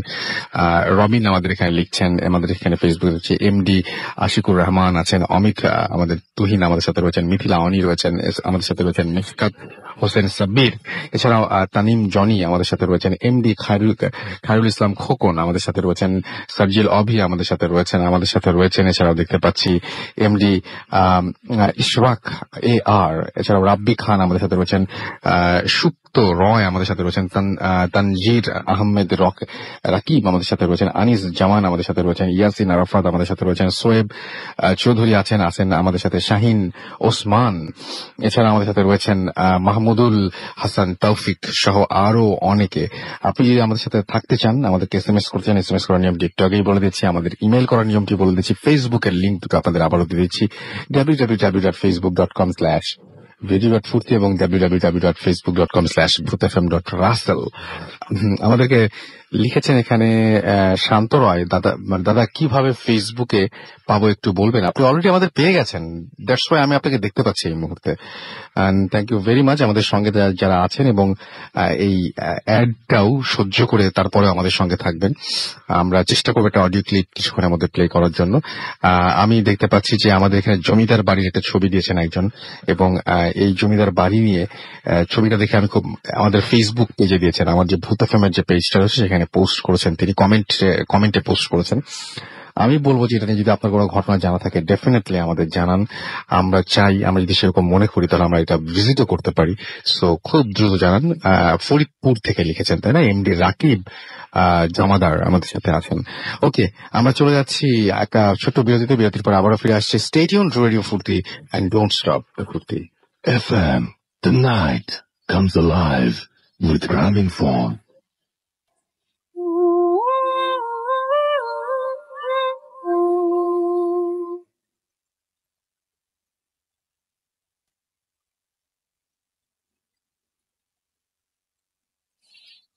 নমস্কার রাসেল ভাই, আমি শ্রীকান্ত ভট্টাচার্য, ওয়েস্ট বেঙ্গল হুগলি থেকে বলছি।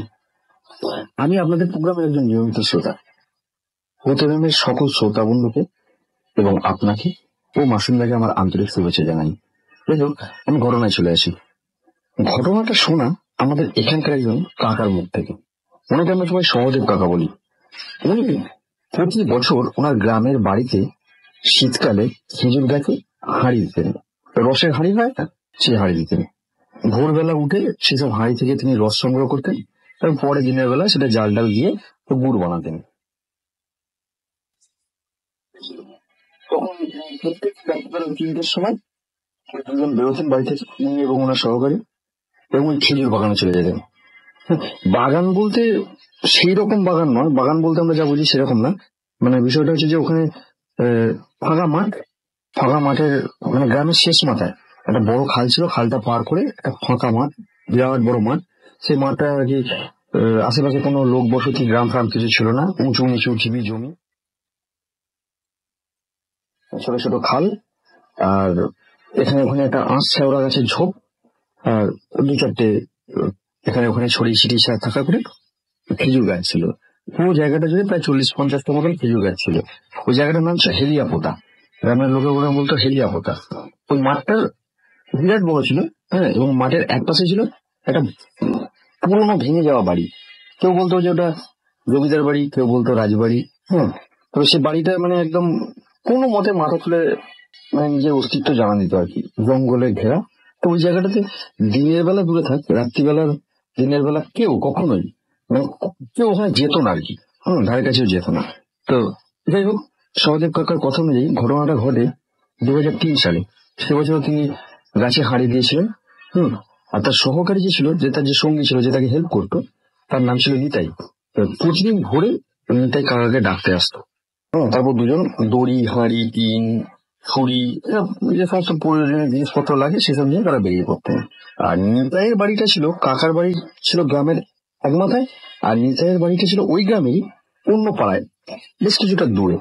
তো যেদিন ঘটনাটা ঘটে সেদিন প্রায় রাত্রিবেলা 3টের সময় কাকা উঠে একদম রেডি ফেডি হয়ে, হ্যাঁ বসে আছেন, মানে প্রায় রেডি হয়ে গেছেন আর কি, যে নিতাই আসবে, ডাক্তার বেরোবো একসঙ্গে। হ্যাঁ, কিন্তু এক সময় তিনি বিরক্ত হন, দেখছি যে নিতাই আজকে আসছে না, অনেকটা দেরি হয়ে গেছে। অবশেষে তিনি আর অপেক্ষা না করে মনে মনে ভাবলেন যে না, আমি এগিয়ে গিয়ে দেখি। তো উনি একটা টর্চ লাইট আর প্রয়োজনীয় জিনিসপত্র, টিন ফিন, হাড়ি, ছুরি, ওসব নিয়ে বেরিয়ে পড়েন। তখন প্রায় রাত্রি 3:30 বাজে। তো উনি গ্রামের পথ দিয়ে হাঁটতে হাঁটতে যাচ্ছেন, বেশ কিছুটা উনি একাই যাচ্ছেন। যাওয়ার পর হঠাৎ করে উনি দেখেন যে উল্টো দিকে পথের ধারে একজন মানুষের মতন কে যেন দাঁড়িয়ে আছে। তো উনি কে কথা একটু এগিয়ে যান, এগিয়ে গিয়ে সাড়া দেন। তখন উনি সাড়া নিয়ে জানতে পারেন ওটা নিতাই। উনি বেশ বিরক্ত হলে, কি তুই এখানে, এত দেরি হয়ে গেল। তো তখন তাই বলে যে আমি তোমার কাছে যাচ্ছিলাম। তো কাকা তখন বলেন যে রীতিমতো আমাকে একটু ধমক দেবে, কি এত দেরি করলি, জানিস না একটু দেরি করলে অতগুলো গাছের রস পাড়তে হবে, রস পাড়ে সব আবার ইয়ে করতে হবে, বেশি সকাল হয়ে যাবে। এবার রস বেশি দেরি হলে নাকি রস টক হয়ে যায়। যাই হোক, তো নিতে জবাবদের শরীরটা খারাপ করছিল খারাপ, ওই জন্য একটু দেরি হয়ে গেল। তো কাকা কথা টকা না বাড়িয়ে হাঁটতে হাঁটতে দুজন মিলে ওই মাঠের দিকে চলে যান। কাকা আগে আগে যাচ্ছেন, নিতাই পিছন পিছন আসছে। তো এক সময় তারা মাঠে চলে আসেন এবং মাঠে এসে ওনারা কাজে লেগে পড়েন। কাকা গাছে উঠছে, নিতাই তলায় দাঁড়িয়ে থাকছে, কাকা গাছে উঠে হাঁড়ি নামাচ্ছেন, দড়ি দিয়ে নামিয়ে দিচ্ছেন। নিতাই সেই হাঁড়িটা ধরছে, ধরে রাখছে। এবার দুজন মিলে কি করছে, টিন তেলে টিন ওগুলো পরিষ্কার করা, সেই সব টিনের মধ্যে রসগুলোকে ঢেলে ঢেলে নিচ্ছে এবং বেশ একটা ও গাছে কাকা উঠে ওরকম হাড়ি পাচ্ছেন, নিতাই নিচ্ছে, এরকম এরকম চলছে। বেশ কয়েকটা গাছে এরকম করার পর তখন কাকা একটা গাছে উঠেছেন, আরো একটা গাছে উঠেছেন। গাছে উঠে উপরে উঠে বাঁধা হাড়িটাতে টর্চ ফেলে দেখছেন যে সেই হাড়িটার মধ্যে রস নেই। কাকা চমকে উঠছেন, কিন্তু সেখানে একটা মরা সাপ, হাড়িটার ভেতরে একটা সাপ রয়েছে, সাপটা মরা। তো কাকা চমকে উঠেছেন, কি হলো? চমকে উঠে তুমি উপর থেকে হাত পা থেকে বলতেন, এমনি তাই হাড়িতে একটা সাপ, তুমি এদিকে আয় তো, আমি দড়িটা দিয়ে হাড়িটা নামছি ধরতো, দেখতে দেখতে। তো কাকা একদম অবাক হয়ে বলেন, তখন থেকে কোনো রেসপন্স পায় না। কাকা আবার বলেন, এই যাই, কোনো আওয়াজ নেই। তখন উনি তলার দিকে তাকিয়ে দেখেন যে কেউ নেই। তিনি উত্তর টুত্তর না পাওয়া তিনি আবার তাড়াতাড়ি গাছ থেকে নেমে আসেন, ওই উপরে হাঁড়িটা রেখে দিয়ে নেমে আসেন। নেমে এসে দেখেন নিচে নিতাই নেই। এবং সবথেকে বড় কথা, ওই গাছের তলাতে ওনারা যেসব অন্যান্য গাছ থেকে যে সমস্ত রস নিয়ে ওই টিনের মধ্যে রাখছেন, হাঁড়ি, দড়ি ইত্যাদি ইত্যাদি আরো জিনিসপত্র ছিল, হ্যাঁ, দু চারটে টিন ফিন ছিল, ওগুলোও নেই। নিতাইও নেই, ওগুলোও নেই, তিনি কাউকে দেখতে পারেন না। এবার উনি একটু টর্চ নিয়ে বাগানের মানে ওই আরো মাঠের এদিক ওদিক একটু দেখেন, ওদিক ওদিক আলো ফেলে দেখেন, তিনি কাউকে দেখতে পান না। দু চারবার হাঁ করেন, নিতাই করে হাঁ করেন, কিন্তু কাউকে দেখতে পান না। তখন উনি ভাবেন যে নিতাই কি বদমাইশি করছে আমার সঙ্গে, এরকম তো কোনোদিন করে না। তো এসব ভেবে তিনি বিরক্ত হয়ে সেঁকে মেঘে ব্যাপারটা কি করলো, উনি ব্যাপারটা কি হলো, একই নিতাই দেরিতে আসলো, তারপর এই সাপ, তারপর আবার এই জিনিসপত্র গুলো কি নিতাই নিয়ে সরে বললো, কি হলো, লুকিয়ে রাখলো। রেগে মেগে উনি প্রায় যাই ও নিতাইয়ের বাড়িতে যাই, তো বেটাকে বাড়িতে গিয়ে ধরবো। তো এইভাবে সোজা নিতাইয়ের বাড়ির দিকে উনি হাঁটতে থাকেন। তখন প্রায় ভোর হব আবঝা একটা আলো ফুটছে। তিনি দূর থেকে দেখতে পান যে নিতাইয়ের বাড়ির সামনে একটা জটলা, হ্যাঁ, 10-12 জন মানুষের ভিড় এবং কান্নাকাটির আওয়াজ। তিনি কাছে যাওয়ার পর যা শুনে তিনি শিউরে ওঠেন। দেখছি নিতাইয়ের ডেড বডি ওখানে রাখা রয়েছে, তাকে ঘিরে বাড়ির লোকজন কান্নাকাটি করছে, আরো আশেপাশের প্রতিবেশী 2-4 জন এসছে। তো সবাই বলেছে যে গতকাল রাত্রির 11টা নাগাদ নিতাইকে সাপে কামড়া, এবং সে নাকি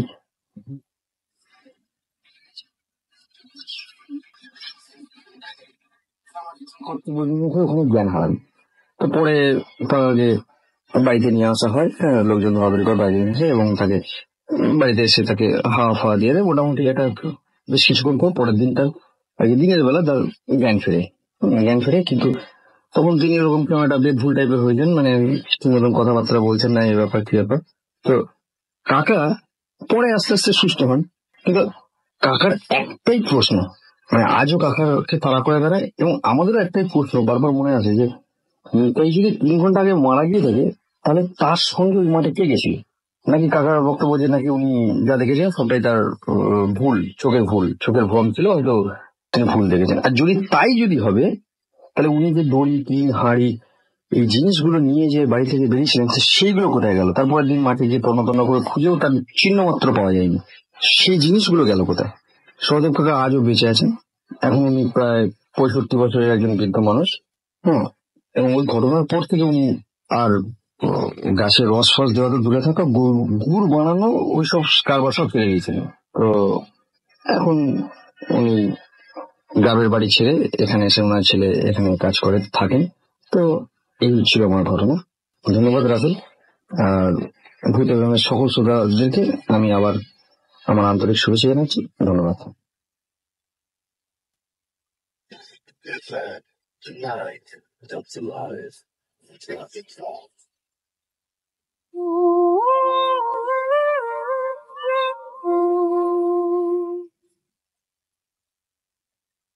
ওয়েলকাম ব্যাক।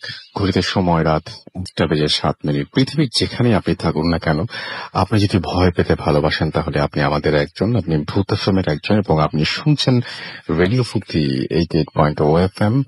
এবং পৃথিবীর যেখানে থাকুন না কেন, আপনি আমাদের সাথে এনজয় করছেন আজকের দারুণ দারুণ সব ঘটনা। এবং আপনাকে জানিয়ে রাখি যে ঢাকায় এই মুহূর্তে বৃষ্টি দেখতে পাচ্ছি আমরা বাইরে, এবং বৃষ্টির সময় এই ঘটনাগুলো আরো আরো আরো অনেক বেশি জমে ওঠে এবং জমজমাট হয়ে ওঠে। আমি জানি না যে পৃথিবীর অন্য কোনো শহরে থেকে এই মুহূর্তে যেখান থেকে শুনছেন আমাকে, সেখানেও বৃষ্টি হচ্ছে কিনা।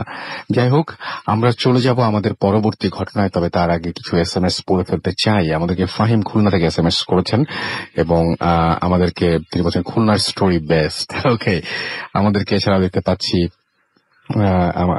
আমাদেরকে অনেক লিখেছেন যে স্টোরিটা অ্যামেজিং ছিল। আমাদেরকে নাজমুল হক লিখেছেন, এছাড়া আমাদেরকে Sadman Saiful Maliha Holy Crescent School বড়শ্রী থেকে লিখেছেন। এছাড়া আমরা দেখতে পাচ্ছি যে ফিজু ময়মনসিংহ থেকে আমাদের এখানে লিখেছেন। এছাড়া আমাদের এখানে লিখছেন নীলা মোহাম্মদপুর ঢাকা থেকে। আমাদের এখানে এছাড়াও দেখতে পাচ্ছি লিজা আনসারি, এমডি আলিজা আনসারি আমাদের এখানে লিখেছেন এবং টিপ টিপ বৃষ্টি হচ্ছে এবং তিনি রাজেন্দ্রপুরের কাছাকাছি এবং he is driving right now and listening to Bhoot FM এবং তিনি বলছেন যে ইউর প্রোগ্রাম ইজ জবরদস্ত। Okay, and today is my, আচ্ছা আপনার বার্থডে আজকে, হ্যাপি বার্থডে। এবং আশা করছি যে আপনার বার্থডে এই প্রথম যে ঘন্টাটা সেই ঘন্টাটা অনেক ভালোই কেটেছে আমাদের সঙ্গে এবং এখন দ্বিতীয় ঘন্টায় আপনি অলরেডি পা দিয়েছেন এবং আশা করছি যে এই সময়টা আমাদের সাথে খুব ভালোই কাটছে। And thank you very much, thanks for being with us. আশা করছি সবসময় আপনাকে পাবো ঠিক এইভাবেই। আমাদেরকে মোস্তাক বেলি রোড থেকে লিখেছেন যে তিনি, তার ছোট্ট বেবি মহিষা এবং তার ওয়াইফ প্রজাপতি, তারা সবাই একসাথে আমাদের সাথে রয়েছেন, রেগুলার SMS করেন। থ্যাংক ইউ ভেরি মাচ, আমাদেরকে রেগুলার আপনারা জানান দেন যে আপনার সঙ্গে রয়েছেন। জান্নাত ময়মনসিং থেকে আমাদের SMS করেছেন। সজিদ আমাদের সাথে SMS করেছেন আমাদেরকে লিখেছেন। মুশফিক লাভ ভূত এফএম লিখেছেন। নিঝুম আমাদেরকে লিখেছেন অনেকই ভয় করছে এবং তিনি বলছেন আমার বেডের পাশে একটা চেয়ার আছে, মনে হচ্ছে ওই চেয়ারে কেউ একজন বসে আছে। ও মাই গড, আমাদের এখানে একটা স্টুডিও থেকে পাশে একটা স্টুডিও দেখা যায়, সেই স্টুডিওতে এরকম একটা ঘটনা ঘটেছিল। মনে হচ্ছিল যে কেউ একজন চেয়ারটায় বসে দোল খাচ্ছে, এইভাবে চেয়ারটা দুলছিল। অ্যান্ড আসলে ওই রুমে কোনো আরজে ছিল না, বাট পাশের রুমে আরজে ছিল এবং পাশের রুমের আরজে দেখছিলেন সেই রুমে কেউ একজন চেয়ারে বসে দোল খাচ্ছে, চেয়ারটা জাস্ট একা একা নড়ছে একদিক থেকে আরেক দিক।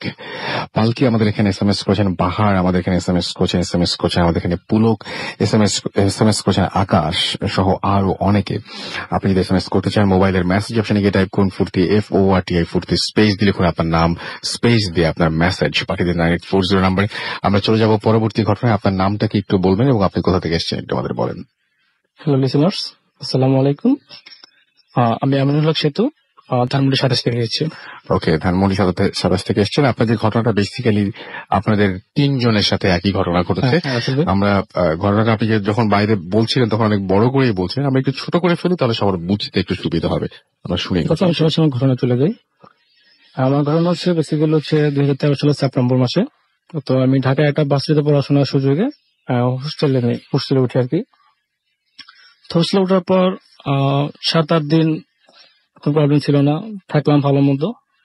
তো একদিন রাতের বেলা হঠাৎ করে দেখলাম ছাদে, আর আমি বলে রেখে আমি থাকতাম হোস্টেল 4 তলায়, এর উপর ছিল ছাদ। তো ছাদে একদিন দেখলাম রাত্রি বাজে আনুমানিক 12টা থেকে 12:30, মানে লাফানির শব্দ, লাফাইতেছে টাইপের কেউ একটা। ভাবলাম যে মনে হয় ছাদে দুষ্টামি করতেছে বা ফোনে কথা বলতেছে, এই জন্য লাফালাফি করে মজা নিতেছে। পরে 2-4 দিন পর আমি নিজেই আমাদের ছাদে ওটা যে সিঁড়িতে বসে ফোনে কথা বলছি। তো কথা বলার এক পর্যায়ে দেখলাম যে কান্নার শব্দ। চিন্তা করলাম যে এত রাতে কান্নার শব্দ কোথা থেকে আসবে। তো আমি ছাদে গেলাম। ছাদে যাওয়ার পর দেখলাম যে কোথাও কেউ নেই, ছাদটা পুরো খালি। তো ভাবলাম হয়তো পাশের বিল্ডিং এ ফ্ল্যাট থেকে হয়তো কেউ কান্নাকাটি করছে, ওই শব্দটা পাইছি আমি। আমি নিচে চলে এসে রুমে ঢুকে পরে আমি কারোর সাথে জিনিসটা ডিসকাস করলাম না। তো আস্তে আস্তে হোস্টেলের মধ্যে সমস্যা বাড়তে থাকলো। তো লাইক যেমন বাথরুমে ঢুকিয়ে দেখলাম যে বাথরুমের সুইচ অফ বা লাইট অফ। তো প্রথমত ভাবতাম হচ্ছে আমাদের সাথে ছেলেপেলেগুলোকে দুষ্টামি করে। পরে এক সময় দেখলাম যে না, দুষ্টামির মধ্যে গুলো পড়তেছে না। তো দেন আমরা আমার এক বড় ভাইকে জানাইলাম যে ভাই এই ঘটনা, তো আপনি একটু দেখেন। তো ভাইটা কয়েকদিন পরে আমাদের হোস্টেলের নিচেই পাশের বিল্ডিং এ যে দারোয়ান চাচার সাথে জিজ্ঞাসা করলো, চাচা এই ঘটনাটা কেন? তো চাচার কথা ছিল বেসিক্যালি এরকম যে বলছে, কাকা আপনি যে হোস্টেলে আছেন, হোস্টেলে তো আগে ছিল নর্মাল হচ্ছে ফ্ল্যাট বাসা, 4 তলা ফ্ল্যাট বাসা। তো 4 তলায় ফ্ল্যাট ছিল 2টা। তো এটা 2008 সালের ঘটনা যে 4 তলায় ডান সাইডে যে ফ্ল্যাটটা, ওই ফ্ল্যাটে একটা মেয়ে 20 কে সুইসাইড করেছে।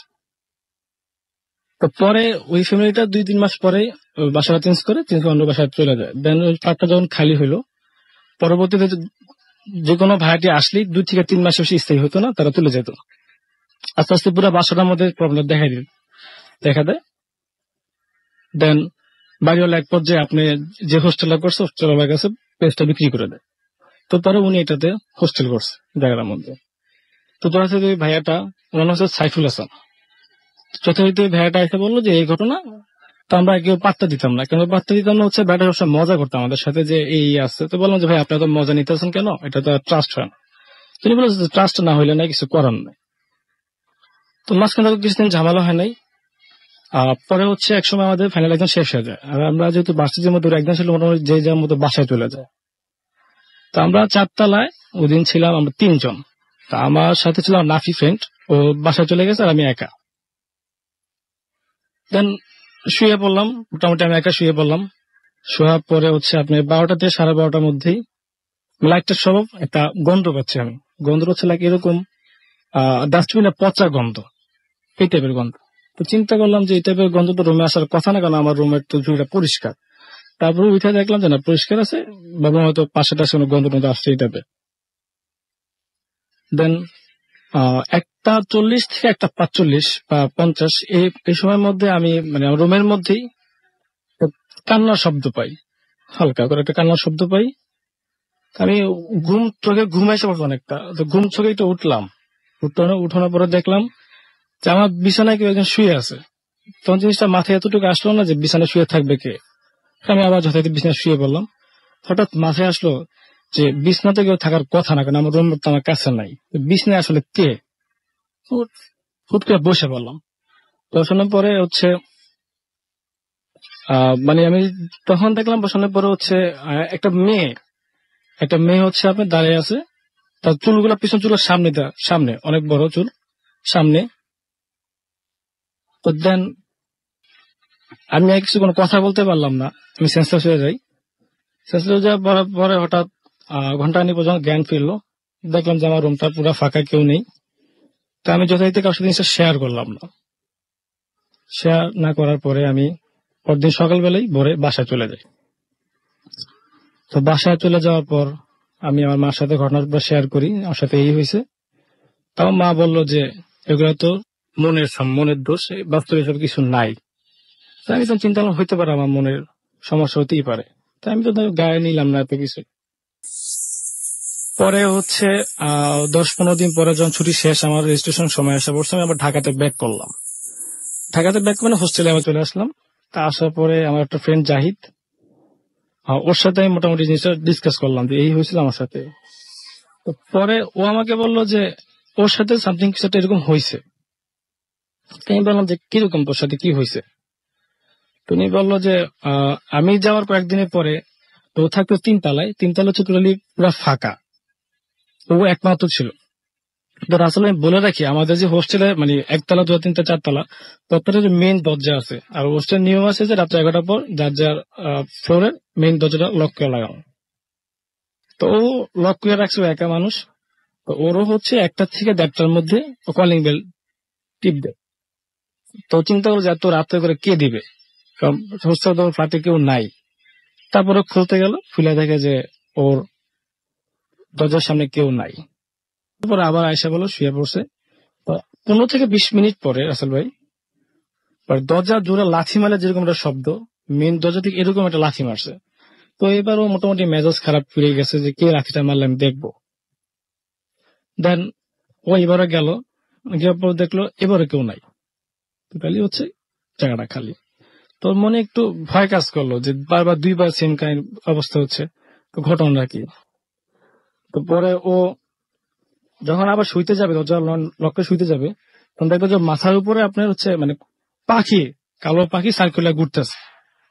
ও প্রচন্ড ভয় পায়। কালো পাখি? হ্যাঁ, কালো পাখি হচ্ছে 10-15টা পাখি হচ্ছে সার্কুলার ঘুরতেছে। দেন ও একা ছিল, কার সাথে জিনিসটা তখন আমার মতো শেয়ার করে নাই। ও বাসায় চলে যায়। তো বাসায় চলে যাওয়ার পরে মোটামুটি দুজনে একসাথে আসি রেস্টুরেন্ট করতে ঢাকাতে। তারপর আমরা হোস্টেল আর থাকি নাই, তাতে কিছু করে হোস্টেল চেঞ্জ করে ফেলি। তো চেঞ্জ করার ফলে আমরা 10-15 দিন পর্যন্ত ভার্সিটিতে গেলাম। আমার বলে রাখা ভালো যে আমাদের 4 তলা এক বড় ভাই আছে, যার কথা সাইফুল। ওনার সাথে আমাদের 4-5 দিন পরে ভার্সিটি 4-5 দিন পরে দেখা হয়। তো ভাই বললো যে কি ভাই হোস্টেল চালায় কেন? তো বললাম যে ভাই এই সমস্যা, আমি চলে আসছি, দরকার নেই। তো বললো যে কি বলো, আমার সাথে তো এরকম একটা হয়েছিল, তো আমারটা অনেক ভয়াবহ। তো বললাম যে ভাই কিরকম আপনার এত ভয়াবহ, কিরকম? তো ওনার ঘটনা ছিল এরকম আসল ভাই। উনি বলল যে আমি যখন সকালবেলা চলে যাই, তাই থাকে আমার 4 তলায় 2 জন, তার মধ্যে ওই ছেলেটা পরদিন চলে আসে। তো পুরো ফ্ল্যাটটা উনি একা। দেন উনি ওনার তো একই অবস্থায়, এই 1টা থেকে 1:30টার মাঝে ঘটনা, উনি শুয়ে পড়ছে, ওনার রুমের সাথে ছিল বারান্দা। তো উনি বললো যে বারান্দা থেকে ফার্স্ট টাইম কান্নার আওয়াজ পায়। কান্নার আওয়াজ পাওয়ার পরে উনি বেডশিট অন করে দেখে যে বারান্দা পুরো ফাঁকা, কেউ নাই বারান্দার মধ্যে। তারপরে উনি শুয়ে পড়ে লাইট অফ করে, কিছুক্ষণ পর দেখে আবার ওনার পাশের বিছানায় হাত দেখা যায়। তো যখন হাত দেখা যায় উনি উঠে বলতেছে যে উনি উঠে যাচ্ছে, মানুষ দেখা যাচ্ছে না, কিন্তু হাত দেখা যাচ্ছে, শুধু হাত দেখা যাচ্ছে। হুম। তা উনি যখন লাইটটা মানে বেডশিটটা অন করলো, অন করার পর দেখলো সামনে কিছু একটা সামথিং দাঁড়িয়ে আছে। উনি বলছে আপনি কে? শুধু এতটুকু বলছে আপনি কে। পরে উনি কিছু বলতে পারেন নাই, উনিও সেন্সলেস হয়ে যায়। তো হয়ে যাওয়ার পরে ওনার যখন জ্ঞান ফেরার পরে উনি টোটালি কিছুদিন যাবত অসুস্থ হয়ে পড়ে, তেমন চাঁদপুর চলে যায়। চাঁদপুর যায় এবং তারপরে উনি ওখানে ট্রিটমেন্ট করেন। তার মানে ব্যাপারটা হচ্ছে এরকমই, সেটা আমরা হয় ট্রিটমেন্টের প্রসেসটা না শুনলাম, কিন্তু তারপরে এরকম যে একই রুমে আপনি, আপনার বন্ধু এবং সেই বড় ভাই, ঠিক 3 জনই ভয় পেয়েছেন, কিন্তু আপনাদের ভয় পাওয়ার ধরনটা কি এক ছিল না? এক একজন এক এক ভয়, এক একজন এক ভাবে। তার মানে ধরে নেওয়া যায় যে ওই হোস্টেলে ওইখানে খারাপ কিছু একটা ছিল এবং 3 জন 3 ভাবে দেখেছেন। কেউ হয়তো হাত দেখেছেন, তারপরে মানুষটাকে দেখেছেন, আর কেউ হয়তো আবার পাখি দেখেছেন যে পাখির মতো ঘুরছে এবং দরজায় প্রচন্ড লাথি দেওয়ার শব্দ পেয়েছে, এবং আপনি যেটা দেখেছেন সেটা আরেকটু ডিফারেন্ট ছিল। আরেকটু ডিফারেন্ট ছিল, বাট 3 জনই ভয় পেয়েছেন। এখন তারপরে কি আপনারা আবারও পরে যখন মানুষজন সবাই ফিরে আসলো তখন কি ওই হোস্টেলে ফিরে গিয়েছিলেন, নাকি আর কোনোদিন ওই হোস্টেলে? না, আমরা আর হোস্টেলে ব্যাক করার পর সাথে তো হোস্টেল ত্যাগ করি, এবং আর কোনোদিন হোস্টেলে যাই নাই। এবং হোস্টেল থেকে ফিরে আসার পরে আপনাদের আর কোনোদিন? না, হোস্টেলে ফিরে আসা ভালো হয়। ওকে, থ্যাংক ইউ ভেরি মাচ আপনার ঘটনার জন্য। আমরা চলে যাব আমাদের পরবর্তী ঘটনায়। আমাদের কাছে একটা ইমেইল রয়েছে, সেই ইমেইলটা আমরা একটু পড়তে চাই। আমাদেরকে লিখেছেন, দেখতে পাচ্ছি যে রাসেল ভাই সালাম নিবেন, আমি মারুফ, ঢাকা মোহাম্মদপুরে থাকি, বিএসসি ইঞ্জিনিয়ারিং শেষ করেছি এবং জব করছি। আমি ভূত এফএম রেগুলার শুনি, বাট কখনো SMS বা স্টোরি পাঠায়নি। আজ আমি ঘটনাটি লিখছি। ঘটনাটি 2010 সালে আমার গ্রামের বাড়ি নওগাঁতে ঘটে। আমি তখন রাজশাহীতে থাকি এবং আমার এক্সাম শেষ করে ট্রেনে করে বাড়ি ফিরছিলাম।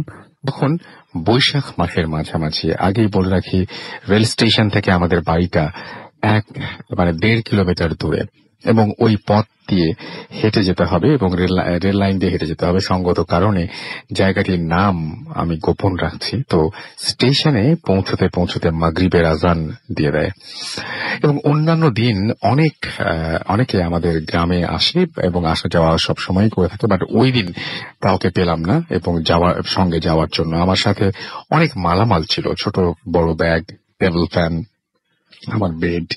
তো তখন কাউকে পাচ্ছিলাম না। তো আমার বড় ভাইকে আমি ফোন দিয়ে আসতে বলি এবং সে রাজি হয় এবং আমাকে ওয়েট করতে বলে। তো আমি মনে করলাম এত দূরের রাস্তা, আমি একটু একটু করে সামনে না হয় এগিয়ে যাই। এই ভেবে আমি রওনা দিলাম। একটু যাওয়ার পর কোথা থেকে আমার একদম একটা কালো মেঘে ছেয়ে গেল এবং নিমেষেই বৃষ্টি নেমে আসলো। যেহেতু রেল লাইন কোথাও থাকার জায়গা বা কোথাও আশ্রয় নেওয়ার জায়গা নেই, একটু বলে নেই যে বৃষ্টি শুরু হলে আমি স্যান্ডেল আর ফোন পলিথিনে রেখে পলিথিনে ঢুকিয়ে ব্যাগে রেখে রাখি। তো আমার বৃষ্টি হচ্ছে অনেক জোরে এবং মেঘের গর্জন সেই সাথে চলছে। মাঝে আমি পথ চলছি একা একা। অনেক দূর আসার পর একটা ব্রিজ পড়ে। যেহেতু গ্রামেই আমি থাকি, তো অন্ধকারে ওই ব্রিজ পার হতে একটু অসুবিধা হলো না। একটু বলে রাখি যে ওই ব্রিজ যেটা ছিল তার ওপর থেকে 1/2 কিলোমিটার রাস্তা একটু ভয়ঙ্কর আর নির্জন, কোনো বাড়িঘর নেই। লোকজন রাতে ওই রাস্তা এড়িয়ে চলে। তো যেহেতু ভয়ানক রাস্তা, মনের মধ্যে একটু একটু ভয় লাগছিল। কোনো কিছু মনে না করে আমি হাঁটছিলাম, যেহেতু ফোন ব্যাগে, তাই আজকের পর তাই একের পর এক ফোন যাচ্ছিলই। বাট আমি একা হাঁটছিলাম, একদিকে ভয়, অন্যদিকে ভারী ব্যাগের মধ্যে বৃষ্টির পানিতে বেড ভিজে একাকার অবস্থা। তো ব্রিজ ছেড়ে আমি একটু যাওয়ার পর পিছন থেকে একটা শব্দ হচ্ছিল, ঠিক যেমন পানিতে মানুষ হাঁটলে একটা চপ শব্দ হয়, অনেকটা সেরকম মনে হচ্ছিল আমাকে কেউ পেছন থেকে ফলো করছে। কিন্তু পেছনে তাকানোর সাহস পাচ্ছিলাম না, কারণ গ্রামের লোক বলতো যে পেছন থেকে জিন, ভূত বা যাই কিছু অ্যাটাক করো না কেন, বিশেষ করে মানে পেছনে তাকাতে নেই, এরকম একটা বিশ্বাসের কথাই জানা আছে তার হয়তো। তো সেই বিশ্বাস নিয়ে আমি হাঁট থেকে এবার মনে হচ্ছিল হয়তো গ্রামের কেউ আসছে, বাট তাও তাকায়নি। আরো একটু আসার পর শব্দ আরো বেড়ে যায়। আমার মনে হচ্ছিল কেউ একজন দৌড়ে আমাকে ধরার চেষ্টা করছে। আমি নিজেকে কন্ট্রোল করতে না পেরে ভয়ে কাঁপতে কাঁপতে পেছনে তাকাই, আর দেখি কালো একটা কুকুর, ঠিক একটা ঘোড়ার সমান, তার লাল দুটো চোখ আর লম্বা জিভ বের করে সে আমার দিকে দৌড়ে আসছে। আর কিছু বুঝে ওঠার আগেই আমার উপরে ঝাঁপিয়ে পড়ে কুকুরটি, এবং ওই দৃশ্য দেখে আমি চিল্লিয়ে উঠি এবং সেন্সলেস হয়ে পড়ে যাই। যখন জ্ঞান ফেরে দেখি আমি আমাদের বাড়ির মানে বাজারে, আমাদের যে বাজারটা রয়েছে সেখানে শুয়ে আছি, এবং আমার ভাইয়া আমার মাথায় হাত দিয়ে আছে। পরে তাদেরকে আমি ঘটনাটি শেয়ার করি, বাট আমি এখনো জানি না ওইটা কি দেখেছিলাম। এই ছিল আমার স্টোরি। ভালো লাগলে জানাবেন। আমার সাথে আরো অনেক ঘটনা রয়েছে, সেই ঘটনাগুলো আমি অপেক্ষায় থাকলাম আপনি কবে পাঠাচ্ছেন। এই ঘটনাটা কেন পড়লাম, এটা হচ্ছে একটা বৃষ্টি শুরু হয়েছে, যারা বৃষ্টি দেখছেন তাদের এই ঘটনাটা ভালো লাগবে, এবং সামনে ঈদ রয়েছে, অনেকেই হয়তো এবার গ্রামের বাড়িতে ঈদ করতে যাবেন, এবং একটা ব্যাপার থাকেই, অনেকের ভাগ্যে এরকম পড়তে পারে যে সকালের বাস হয়তো সন্ধ্যায় ছেড়েছে, বা সকালের বাস ঠিক সময়ে ছেড়েছিল, জ্যামের কারণে হয়তো আপনি আটকে গেছেন, বা ট্রেনের বিভিন্ন জায়গায় থামার কারণে হয়তো দেরি হয়ে গেছে বাসায় পৌঁছাতে। অনেক রাতে হয়তো অনেককেই এই মারুফ হুসাইনের মতন অনেককে দেখা যাবে যে একা একা ফিরতে হবে। তো সেই সমস্ত মানুষ, তাদেরকে বললাম যে তারা যদি যারা গত ঈদেও এরকম একা বাড়ি ফিরেছেন গভীর রাতে, তারা নিশ্চয়ই বুঝতে পারছেন যে ওইরকম একটা রাস্তায় শহরে থাকতে থাকতে হয় কি, যে হয়তো আমি ঠিক শিওর না, বাট হয়তো গ্রামের কথা মনেই থাকে, কিন্তু রাস্তাগুলোকে বেশ আজব লাগে, অপরিচিত লাগে না, একটু আজব লাগে। সো সেই সময়ের ব্যাপারটা হয়তো তারা অনেক বেশি ফিল করতে পারেন, যারা এরকম ভাবে একা বাড়ি ফিরে অভ্যস্ত। যাই হোক, আমরা একটা ছোট্ট বিরতিতে যাবো, বিরতির পরে আবারও ফিরে আসবো। সেই পর্যন্ত আশা করছি আমাদের সাথে থাকবেন। স্টে টিউনড রেডিও ফুর্তি এন্ড ডোন্ট স্টপ দ্য ফুর্তি। 49 মিনিট, আমরা একদম শেষ সময় চলে এসেছি। আমাদেরকে হৃদয় খান SMS করেছেন, লিখেছেন, এখানে কমেন্ট করেছেন ফেসবুকে, এটা কি রিয়েল পেজ? ভাইয়া, এটা real page, definitely real page, কিন্তু ব্যাপারটা হচ্ছে এটা আপনি যদি কোনো ফেক পেজে গিয়ে ওই কোশ্চেনটা করেন, তারাও আপনাকে রিয়েলি বলবে। ওই জন্য আমরা বলি যে লিঙ্কটা আপনাকে বলে দিচ্ছি, এরপর আর ভয় হওয়ার ভুল হবার কোনো কারণ নেই। www.facebook.com/radio.furti এবং www.facebook.com/bhutafm.rasal। এরকম বলে আলম আমাদের SMS করেছেন, আই লাভ ভূত এফএম সো মাচ। মেঘ আমাদের SMS